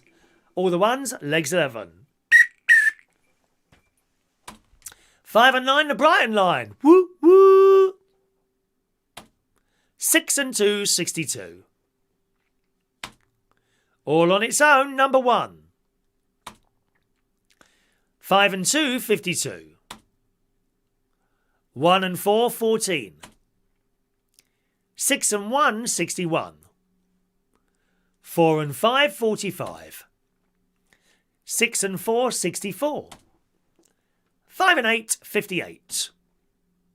3 and 1, 31. All on its own, number 7. 2 fat morbidly obese Chris's, 88. 3 and 5, 35. All on its own, number 2. Quack. 5 and 6, 56. 8 and 1, 81. All on its own, little number 5. 2 and 6, 26. 8 and 5, 85. 4 and 8, 48. 8 and 4, 84. 6 and 3, 63. 2-0, blind 20. 2 and 5, 25. Unlucky for some, 1 and 3, 13. All the 7s, 77. 1 and 9, 19. And a 19. And a 19. 19. Boris's Den, number 10. 1 and 5, 15. 4 and 2, 42. 2 and 9, 29. 3 and 4, 34. All on its own, number 3. Where's Denise with the quack? My guess is I'm doing too quick for her to be able to quack. But we realised last night that you can go at a reasonable speed and people keep up. It was only Peter Palawoda while we were going so slow. And he proved last night that it's all BS. It's all BS because he was able to keep up and won. It's only because he keeps chatting in the chat box that he misses it. So that might be why Denise didn't Quack, quack then, my lovely Denise. Continuing with the next number. Ready? 2 and 1, 21. There she is. 1 and 2, 12. I'll try to remember to just pause when we get to a number 2 in future, all right? 3 and 6, 36. 5 and 3, 53. 2 and 8, 28. 1 and 8, 18. 7 and 2, 72. What have I missed here? Denise says I've missed her. What have I missed, Denise? What have I missed, darling? 7 and 8, 78. 4 and 6, 46. 7 and 6, 76. Top of the shop, blind 90. Oh, you're fiddling on eBay. Oh, yeah. All on its own, number 9. 5 and 7, 57. All the threes, 33. 7 and 4, 74. All on its own, one click, number 6. 5 and 4, 54. All the sixes, 66. Clickety click. 3 and 7, 37. 7 and 3, 73. 1 and 7, 17. 2 and 7, 27. 8 and 9, 89. 4 and 9, 49. 7 0, blind 70. 4 and 7, 47. 3 and 8, 38. 5 0, blind 50. 4 and 3, 43. We have a winner on 43. Let's bring up the bingo clock and see who's won this morning's raffle tickets. Can you believe it? Denise on eBay while I'm doing my show. I bet Alton don't let you do that when he's doing his shows. Shocking. Oh dear. I'm desperate for a cup of tea, actually. I should go for a walk. No, can't have a cup of tea. I've got to go and post my stuff. Paul and Lou are waiting for their water bottle, aren't you, boys and girls? 1 minute and 30 seconds to claim. Peter Wright has claimed the bingo. Peter Wright gets the bingo today. Here come the winning numbers. 6, 7, 11, 26, 27, 34, 36. Last number 43, 45, 50, 57, 64, 74, 76 and 85. Congratulations.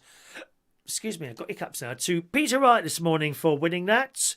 And you get ticket number 989. There you go. 989 for Peter. There you go. 989 for Peter. That'll be going in the little ticket retention unit shortly, boys and girls. Well, I think that was a nice little show this morning, wasn't it? Have you enjoyed today? Was that a nice little bit of a chat, eh? Was that a nice little chat we've had this morning? So busy, dear. Busy. I've got to go and post letters now. People want their prizes and they want them to... I'm sorry that I can't employ Amazon to do 1 hour delivery. That's what we need. Perhaps I could personally, for an extra £5, come round to your house on my little bicycle and deliver the thing personally. Is that a good idea? Time to go. Oh, Denise was trying to win something. Did you win it, Denise, or not? Oh, she's waiting till the end of the bids, were ya? Did you win what you wanted? I hope so, my love. I hope you won. That's it for the show today. Thanks very much for joining us, boys and girls. Back with you again tomorrow morning at 8:45. And, of course, tomorrow night is our Tuesday quiz. It's not quite finished yet. Most of it's all put together. I've just got to do a few more current affairs questions, and that'll be all ready for you. Tomorrow night is quiz night here on this channel at 8 o'clock. Okay? Have a nice day. Thanks very much for watching and listening, and I'll see you again tomorrow. Bye-bye.